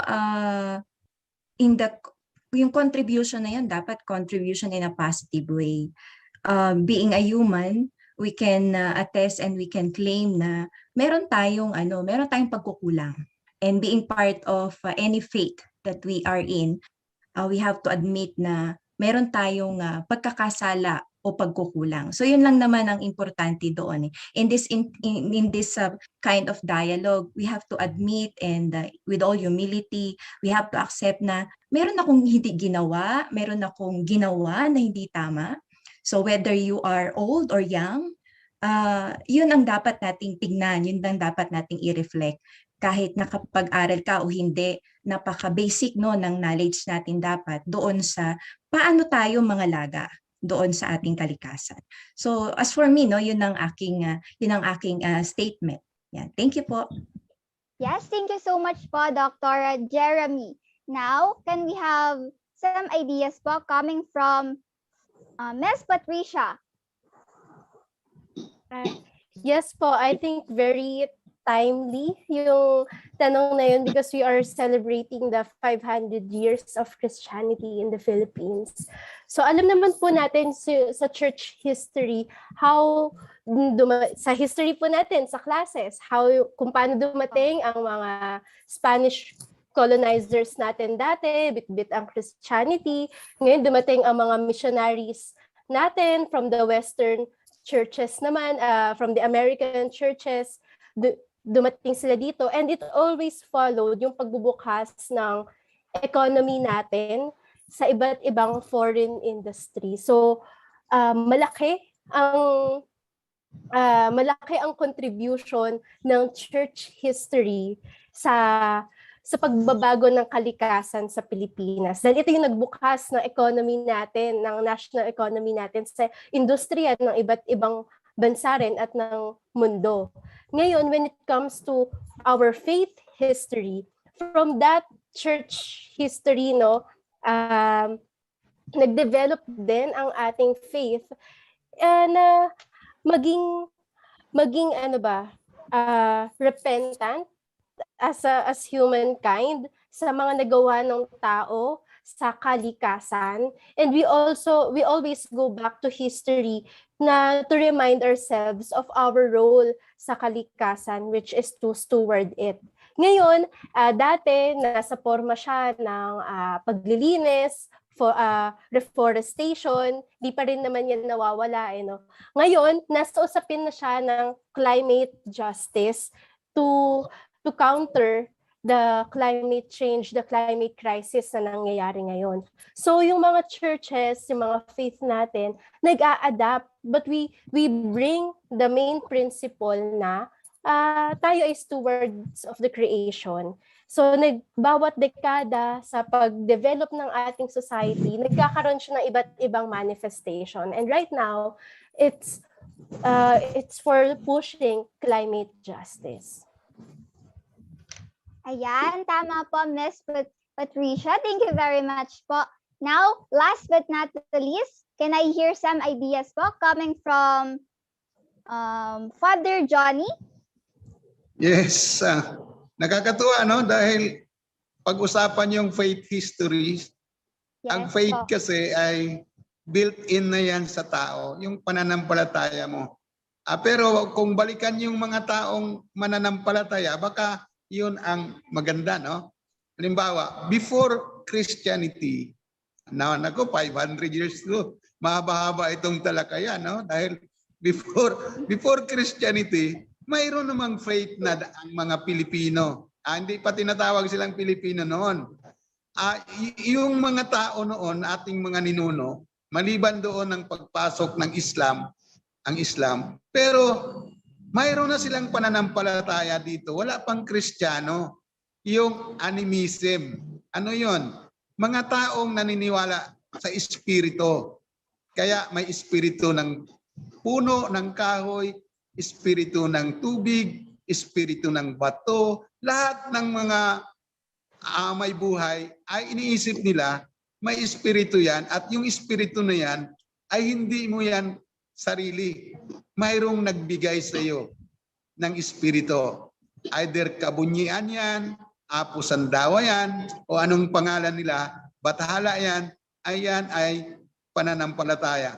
Nang pumasok ang Kristyanismo, mayroong pagbabago, siyempre, kasi itinuturo yung Kristo. Ay, siyempre, yung Kristo na yon depende kung paano tinuturo. Kasi kung sabihin mo ang Kristo ay, ngayong araw na to, Christ the King. Kung ang Kristo ay nagsakripisyo, yon ang ano namin ngayon. Yon ang aming palaging sinasabi. Ang Christ namin ay the sacrificial King. Yung handang mag-alay ng buhay para sa kapakanan ng mamamayan, para sa restoration ng pagkakasala. Kaya ang Christ ng IFI ay Christ na sacrificial King. Ang ibig sabihin, wala siyang iniisip kung hindi ang kapakanan ng mamamayan. Ngayon, paano natin yan dadalhin sa atin ngayon? Ako, ang palagi kong proposal, alagaan natin ang indigenous peoples. Yung mga katutubo, yung nakatira sa Cordillera at ang mga lumad sa Mindanao. Sila yung pinakamalapit sa kalikasan. Kaya nalulungkot tayo pag naalis sila doon sa kanilang tinitirhan. Nalulungkot tayo kapag lumikas sila dahil mayroong mga aggressions, mayroong mga pangbubumba, mayroong mga encounters na nararanasan nila at umiiwas. Kaya nga sinasabi ko kanina, magdasal tayo. Matigil na ang giyera. At pag natigil ang giyera, makatulong din yan sa kalikasan. Sa Pilipinas kasi, hindi natin dama, pero mayroong armed conflict talaga. Hindi yan nawawala. Kaya sana, darating ng panahon, mag-peace talks to resolve an armed conflict. At yung pananampalataya namin, pagmamahal sa Diyos at pagmamahal sa bayan, buong puso kami maglilingkod sa mamamayan sa pamagitan ng ating pagpapakita na ang ating pananampalataya ay inclusive. Anong ibig sabihin? Wala tayong sinasabing, iba yung pananampalataya yan. Ang IFI ay mayroong pananampalataya na para sa lahat. Yung binanggit ni Patricia, ang oikomini. Maraming salamat. Ayan, thank you very much po, Father. Christian, is there any other questions? Question po. How can you differentiate come together in addressing climate change? Let's begin with Miss Patricia po.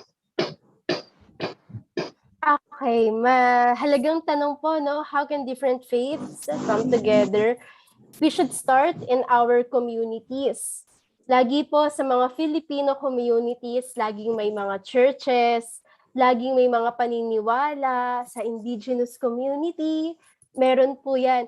At you know what? When we experience the impacts of climate change, wala pong religion sa usapin na yan eh. For example, kapag bumagyo, hindi naman ay mga Kristiyano lang ang aking bibiktimahin. Ay yung mga ganito lang ang paniniwala ang aking sasalantahin. No. Lahat tayo apektado diyan. And where we should come together, where we should start in our communities dahil doon may pinakapangangailangan. At pangalawa, talagang sa communities nakikita yung mga konkretong impacts ng climate change at doon nagmumula ang konkretong opportunities for united action. Doon po natin titignan una't una. And now, let us hear from Father Johnny. Yes, kasi pinag-usapan natin yung different faith. Saan ba natin makikita yan? Makikita natin yan kung saan tayo nakatira. Lingon ka lang sa paligid mo, makikita yan sa mga uri ng simbahan. Yung iba walang krus, yung iba may krus. At hindi lang yan Kristiyano. May mga Muslim, may Latter-day Saints, may Iglesia ni Cristo, walang krus yan. Hindi ba pwede tayong magkaisa sa ngalan ng climate change? Hindi ba tayo pwedeng mag-organize? Sa community lang. Sa kung saan tayo nakatira, hanapin natin yung mga leader ng leader ng different faith sa community. Magsimulang mag-usap. Pag-usapan natin ang climate change. Huwag tayong mag-usap na kung sino ang Diyos mo, sino ang mas makapangyarihan sa Diyos mo. Pag-usapan natin yung climate change at pag-usapan natin sa paligid natin. Huwag na tayong mag-isipan ng malakihang mga plano at programa. Andyan lang sa community natin, sa sitio o barangay, marami tayong magagawa. Lahat ng simbahan, born again ka man, evangelicals, IFI, Protestants, Roman Catholic, lahat mag-usap-usap, pag-usapan natin climate change. Mga kabataan, alam ko, kayo ay mga reliyoso. Alam ko, mayroon kayo kanya-kanyang mga pananampalataya. Umpisahan nyo, kayong mag-unang gather ng mga church people dyan, o mga taong simbahan, church leaders sa community. Huwag na kayong lumayo. Sa paligid nyo, maraming sumasamba sa Diyos. Di nga lang natin alam kung anong Diyos yung kanilang sinasamba. Pumapayag bang masira ang kalikasan o hindi. Maraming salamat po. Okay, thank you po, Father Johnny. And now, Dr. Jeremy, do you have something to add pa po? Yes, kanina nabanggit ko yung kenosis, 'di ba? Sabi ko ito yung self-emptying o yung pag-empty mo ng sarili mo, no, you give space, no, for others na maintindihan mo sila kasi minsan kapag mas nakafocus tayo sa sarili natin, alam lang natin kung ano yung pangangailangan natin, nakakalimutan na natin na meron pa palang mas nangangailangan, no, sa labas ng body na ito, hindi ba? Sa labas ng sarili na ito. So siguro, no, it's about time na katulad na sinabi nga nila Father kanina na ang usaping climate change ay hindi lamang natin usapin, no, ng mga nakapag-aral, no. Ito ay usapin din ng mga hindi at lalo na yung mga may hirap. So dapat yung pagtingin natin sa climate change bilang mananampalataya, no, nakikipagkapwa tayo dito. No, nakikipagkapwa tayo sa kalikasan at nakikipagkapwa tayo sa kapwa nating tao. So, ganon, wag natin masyadong tignan na ako kasi mataas ang aking kaalaman, kaya kong i-dominate ang lahat ng bagay. So, itong mga to ay pwede kong i-recreate, hindi sana ganon. So, i-self-empty natin, no, yung ating mga sarili, bigyan natin ng space ang ibang mga idea, ang ibang mga kaalaman para nang sa ganon mas makabuo tayo ng magandang community. At simulan natin yan, like ko sinasabi yan sa aking mga estudyante, yung pananampalataya, ang mabuting pananampalataya ay yung paggawa ng mabuti hindi lang sa sarili, kundi pati sa kapwa, maging sa inang kalikasan. At simulan natin ito sa loob ng bahay, sa loob ng tahanan. At kasama doon yung paggawa ng sapat at tama, pagkuha ng sapat at tama mula sa kalikasan. So, yan lamang. Ayan, thank you very much po sa lahat ng inyong mga sagot.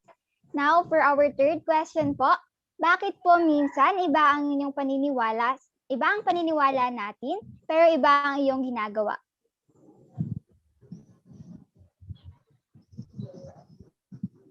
Can I hear some ideas from Miss Patricia po? Okay. Napakahirap naman yata nung tanong na yan. Napareflect ako agad. Siguro po ako bilang isang individual na millennial, so nasa kabataan pa rin po ako, ay yung society rin po na kinalakihan ko ay very selfie generation. Ibig sabihin, individualistic, may consumerist, kagaya po ng na-mention ng ating mga previous speakers, at very market-oriented. Ibig sabihin, nagsimula ako nung kapag nangangarap ako, gusto ko ng mataas na sweldo, gusto ko, mabibili ko yung mga gusto kong bilhin, mga ganun lang. Pero, bumabangga ito, yung ganitong mundo na kinakalakihan ko, bumabangga ito sa sinasabi ng aking pananampalataya na we are ought to be selfless. Dapat we are shared, dapat po community tayo. Dapat kagaya po ng sinabi ni Miss Jeremy, no, yung sapat, dalawa siyang magkabangga na ideya. Yung sa society tells us to be selfie. Yung paniniwala ko, yung faith ko, it tells me to be selfless. So nandun pa rin po ako sa process ng unlearning those selfie mentality, at nasa process ako of learning again my faith and practicing it. So I think matagal siyang proseso of correcting those ideals. Pero with my faith, dahil na rin po sa community na kinabibilangan ko, ay malaking tulong po ito. Yes po, thank you very much po, Miss Pat.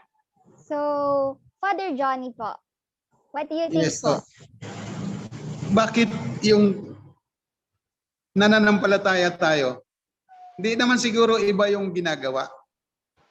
Pero mayroon tayong nakikita na iba yung kanyang sinasabi, iba din yung aktual na ginawa. Mag-umpisa yan sa konsepto kung anong klaseng Diyos ang mayroon ka. Sino yung Diyos mo? Kasi yun naman ang pananampalataya natin. Tayo nananampalataya ay mayroong itinuro sa atin na Diyos. At magsisimula yan sa totoo lang, kung mga Kristiyano ang pag-uusapan, magsisimula sa ating binyag. At ang binyag kasi, isang pakikiisa kay Kristo. Yung ating binyag ay bininyagan tayo sa ngalan ng Ama, Anak at Espiritu Santo. Iniisip natin yon, hindi ka nag-iisa. Ang ibig sabihin noon, mayroon kang kasama. Diyos nga, 3 persona, kasama mo na Kaya padamihin natin yung ating kasama. Ang ibig sabihin noon, huwag tayong mag-promote ng competition. Pag magsimula yung competition, kahit may pananampalataya ka, isang tabi mo yung pananampalataya sa ngalan ng pakipag-compete. Kailangan ako ang mag-excel, kailangan ako ang number 1. Oops, nasa DepEd pala tayo, sorry. Kasi minsan, pinopromote yung, walang mangungopya, bawal yan, di ba? Pero pwede namang i-encourage natin group work. Yan, parang yung shared ng responsibility, iwasan natin yung individual competition dahil magsisimula pag mag-isip ka na ng ikaw ang the best, ikaw mag-excel, ikaw yung maging number 1, minsan nasagasaan yung iba. minsan nakalimutan yung iyong pananampalataya. Na ang pananampalataya pala, hindi mabubuhay pag walang kasama. Ang Diyos nga may kasama, 3 sila.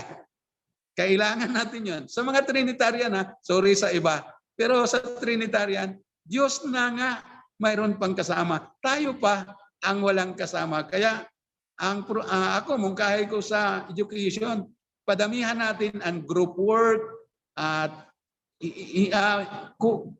iwasan natin yung bawasan natin yung individual competition dahil yan magsimula makalimutan yung pananampalataya. Salamat po. Ayan, thank you very much po, Father. Last po, si Miss or Dr. Jeremy po. Ayan, kanina binanggit ko yung tayong mga tao, no, we humans are both blessed and consumerism. Blessed tayo kasi natatanggap natin ng lahat and at the same time consumerism tayo. And I think I can consider also my age ay nasa millennial. So nakita ko din at naabutan ko both no yung change no ang laki kasi no dati kontento lang kami sa sa dipindot na cellphone. Ngayon talagang ang camera ng cellphone napakaganda. You don't need the DSLR, tama ba ako? Hindi na kailangan parang everything can change, no? And lahat na-filter and so on. Even when we capture the nature, kaya natin siyang mas pagandahin. Alam mo yun na reflection ko doon. So, yung pinaniniwalaan natin, no, pero iba ang ginagawa natin. Siguro balik tayo doon sa basic na dapat yung pag-iisip natin ay konektado sa ating action.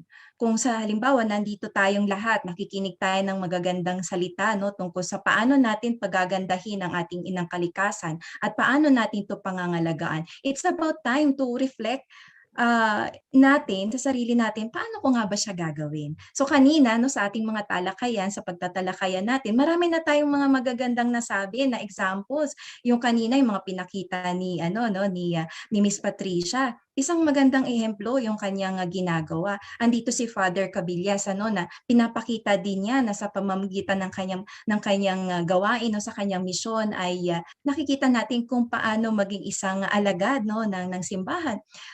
Basically, yung pakikinig din, siguro yung values ng pakikinig. Bilang mga bata, bilang mga anak, bilang mananampalataya, dapat marunong tayong makinig. At sa pakikinig, alam natin itong iilagay sa tamang aksyon. Pero sino dapat ang pakikinggan? Ano ang dapat pakikinggan? Yun dapat ang pinaprocess ng ating kaisipan.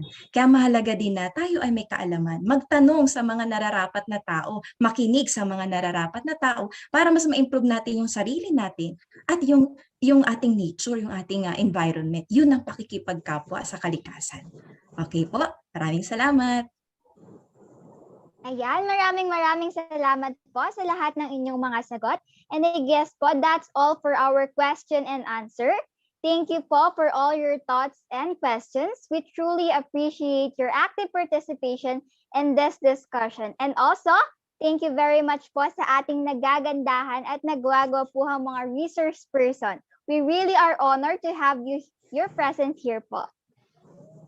Yes, thank you to everyone. And to everyone who joined us today, please answer the completion and evaluation form at the link at the screen. You may also scan the QR code on the screen. Please make sure to submit your name and email address since a certificate of participation will be sent to your email. This certificate will be released on or before the 3rd week of December.